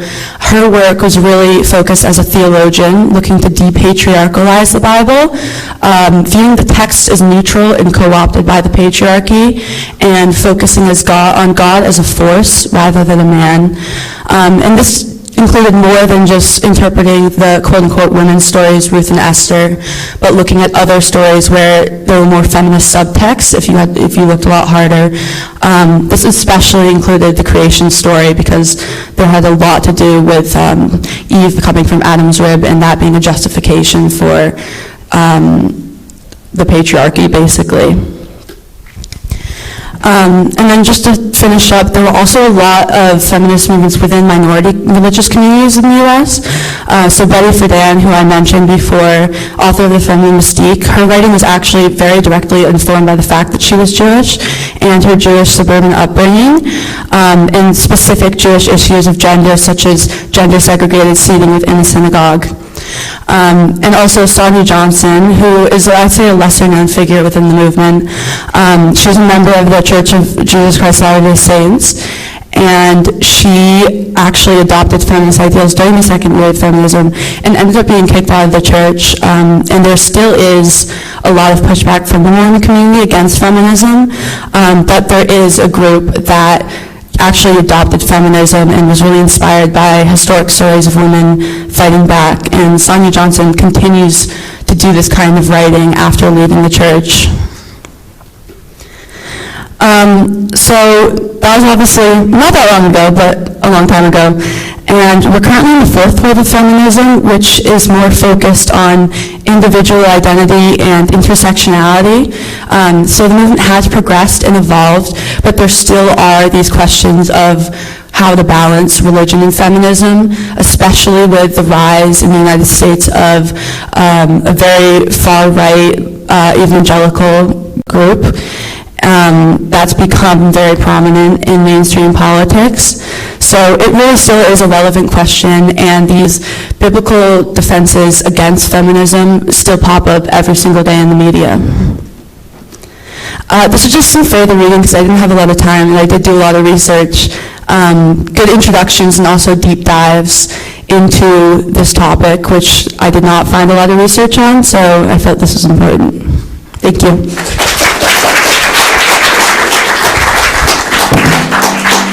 Thank you. Next we have Alexandra.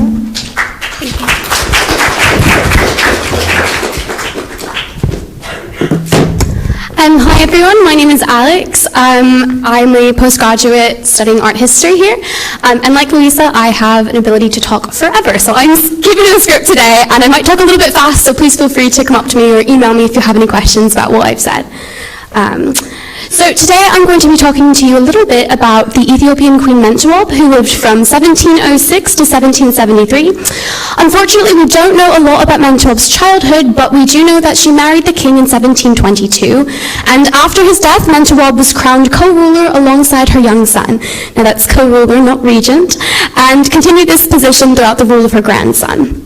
It was during these two reigns that Mentuab commissioned vast amounts of religious art and architecture, which developed a unique artistic style under her patronage. For those of you who don't know, Ethiopia has long been Christian. In fact, Ethiopia made Christianity its official religion around 100 years before the first missionaries even came into Scotland. So the church most associated with Mentuab's patronage is called Marga Selassie, and it's up there. It's absolutely beautiful and fully adorned with frescoes on every wall, but the one I'm most interested in actually shows Mentuab herself. So this image depicts the Virgin and Child at the top with Mentuab prostrating down below.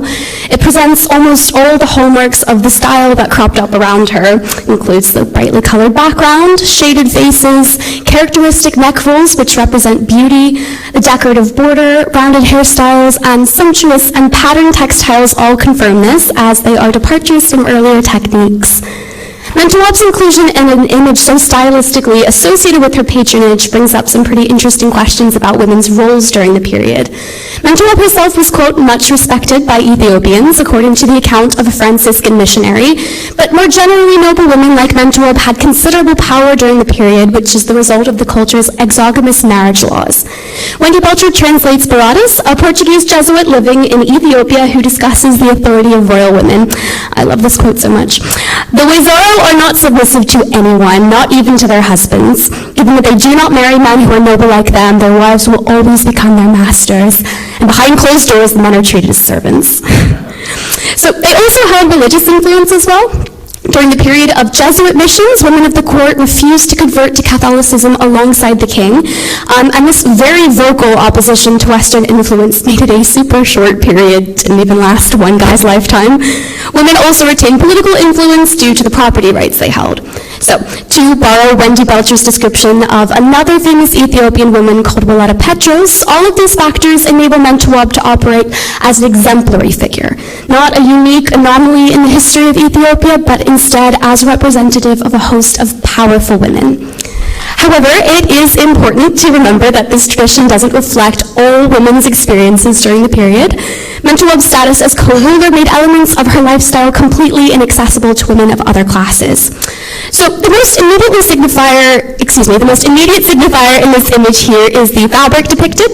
So due to Portuguese occupation of Goa in India, visiting Jesuit missionaries would regularly bring gifts of Indian textiles to members of the Gondarian court.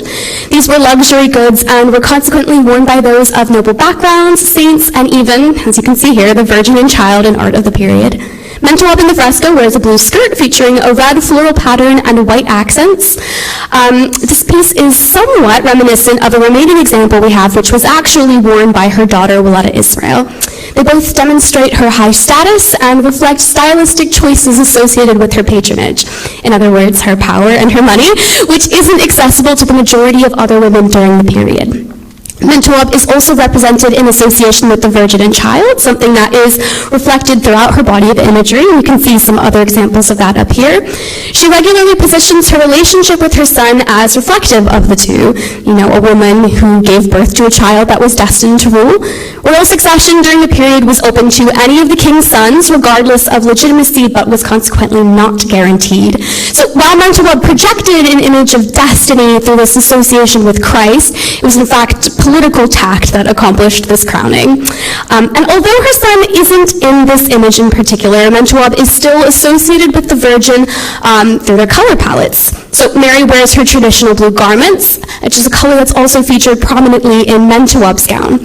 Her horizontal position displays reverence, but that slight tilt of her head upward perhaps reflects authority and control. Through her patronage, Mentuab not only displays wealth through textiles, but she also fosters an image of uniqueness and inaccessibility by aligning herself with one of the most important figures in the entire church. So today I wanted to, in this brief talk, attempt to highlight some of the complexities behind both her as an individual as well as how she wished to be received through patronage of the fresco.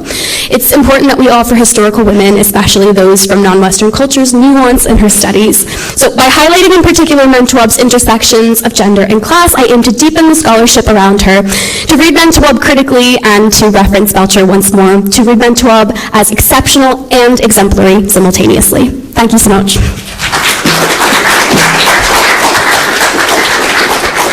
Up next we have our last student speaker, Karen. Music.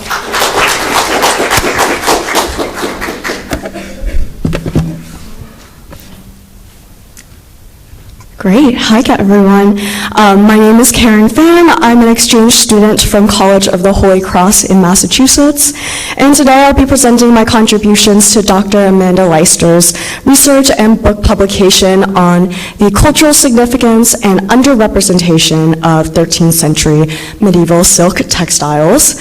So in which she has examined the migration of these fabrics from Eastern civilizations, such as the Mediterranean, Central Asia, and North Africa into English collections, where they are profoundly found. And so through doing so, we are cross-examining with Latin translations that allows one to see these direct engagement and acknowledgement of their existence through correspondence and primary documents. These translations describe Islamic and Byzantine iconographies, such as nature, hunting scenes, and animals, often depicting griffins, lions, eagles, which later silks incorporate the fleur-de-lis and other state power symbols associated with England and France.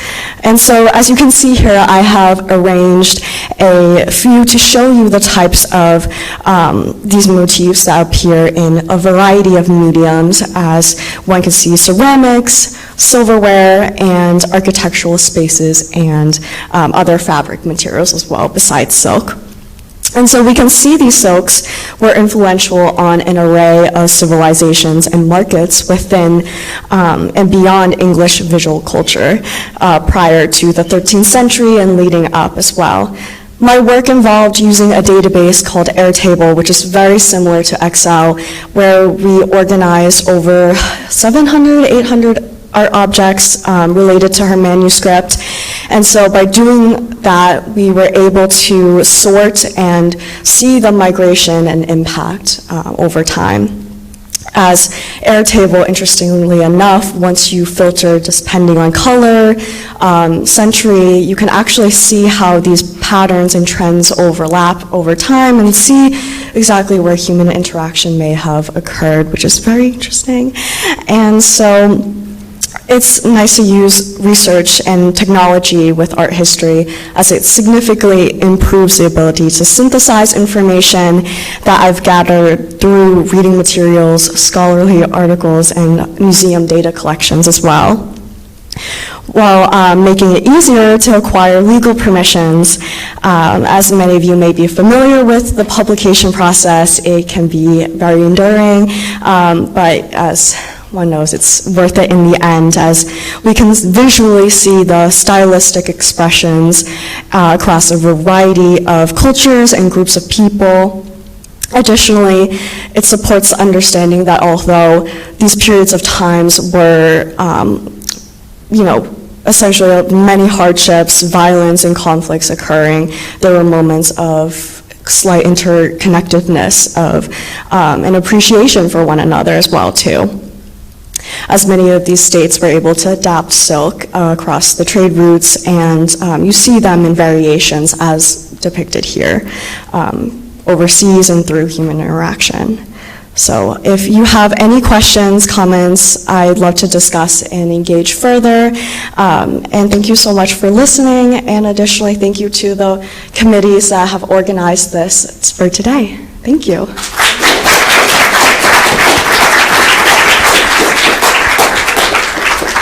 So we have a short break for everyone to grab lunch, and then we reconvene for the panel discussion. Thank you to all our student speakers.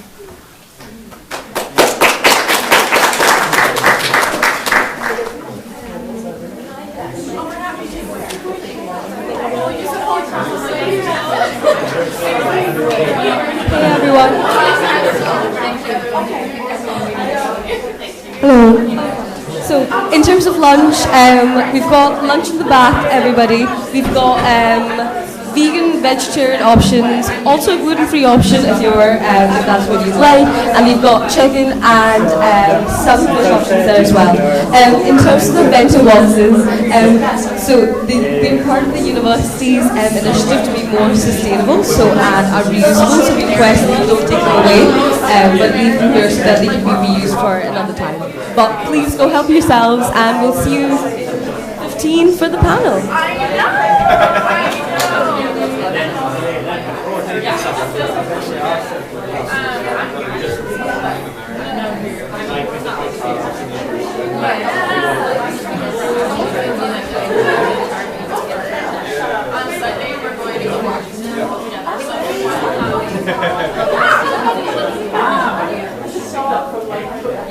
No, we have.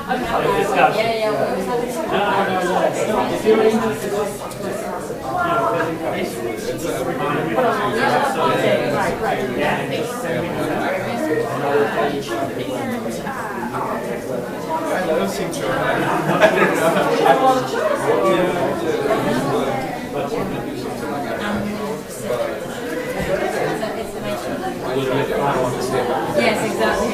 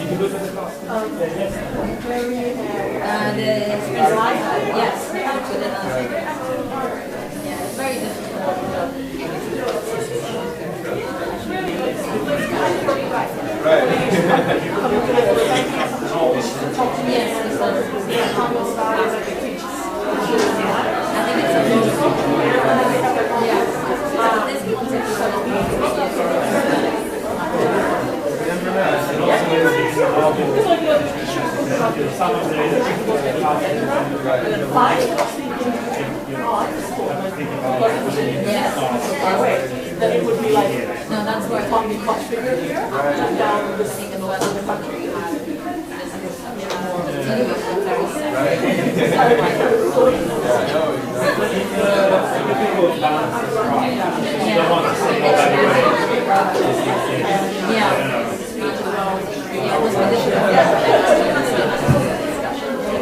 To encourage analysis.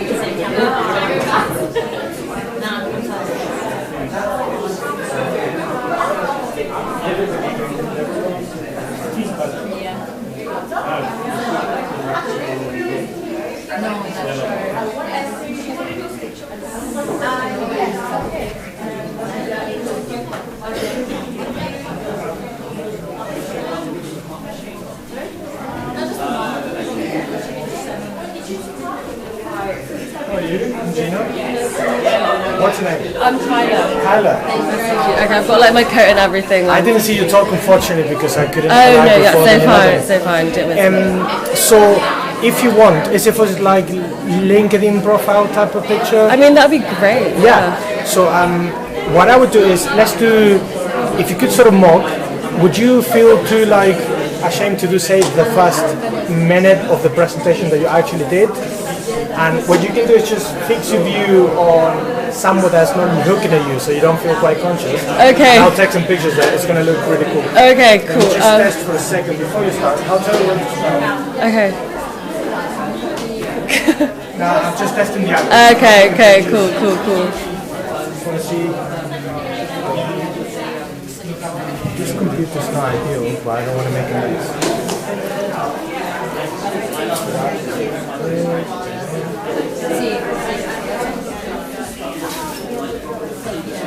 Okay, so could you just pretend I'm talking about my thing? Do like the intro that you did for your actual presentation. Okay, yeah, sure. Yeah, and if you want to fix, if it helps, don't look at the camera, but if it helps, you can sort of look at me. Okay, cool. Don't look like you look into the camera, but at least we have reference. Okay. I'll tell you when to start. So my talk was, Imagine you're looking at here. Okay, cool, yeah. Okay, cool. Yeah, cool. So my talk was about the Reformation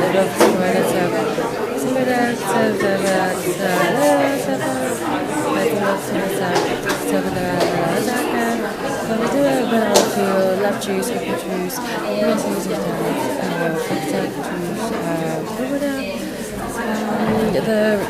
the history. Someone said something funny, so you kind of smile. I'll show you. Okay.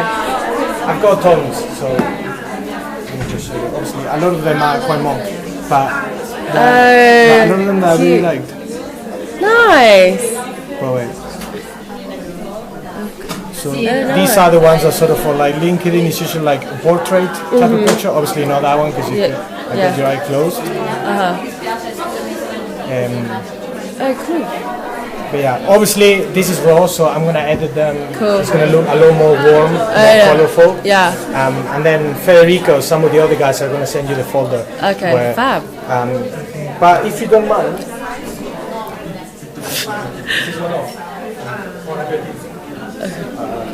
Okay, fab. I just want to do.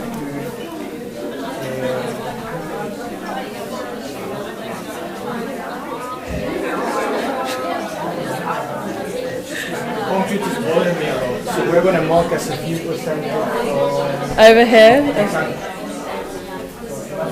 I know it's like everyone is starting to look this way, so we're gonna do it really quick. Don't worry. I'm gonna make this less.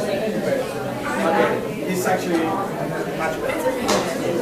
Yeah, shall we do the same thing? 20 seconds for like the one here.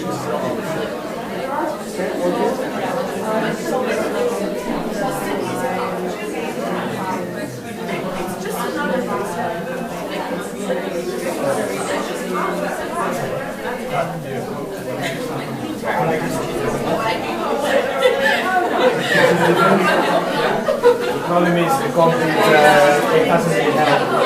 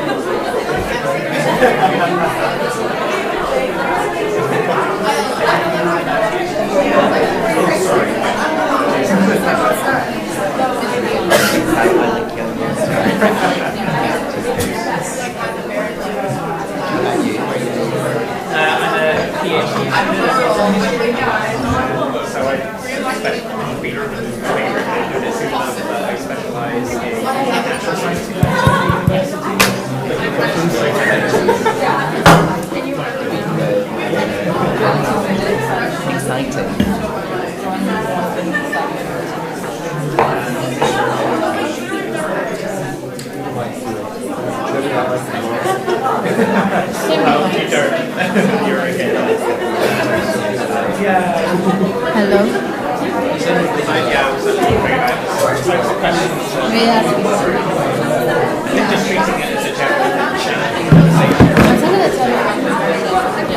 Is that now? I was hoping during that was On the desk. On the desk.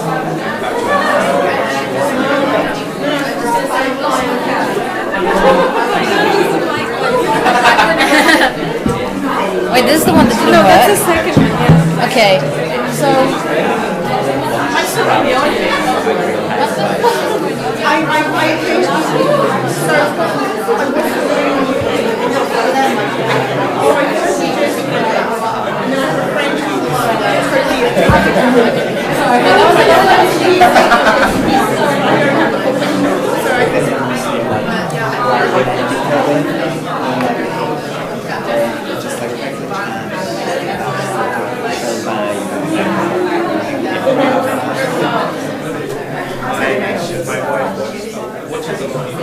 It's always hilarious.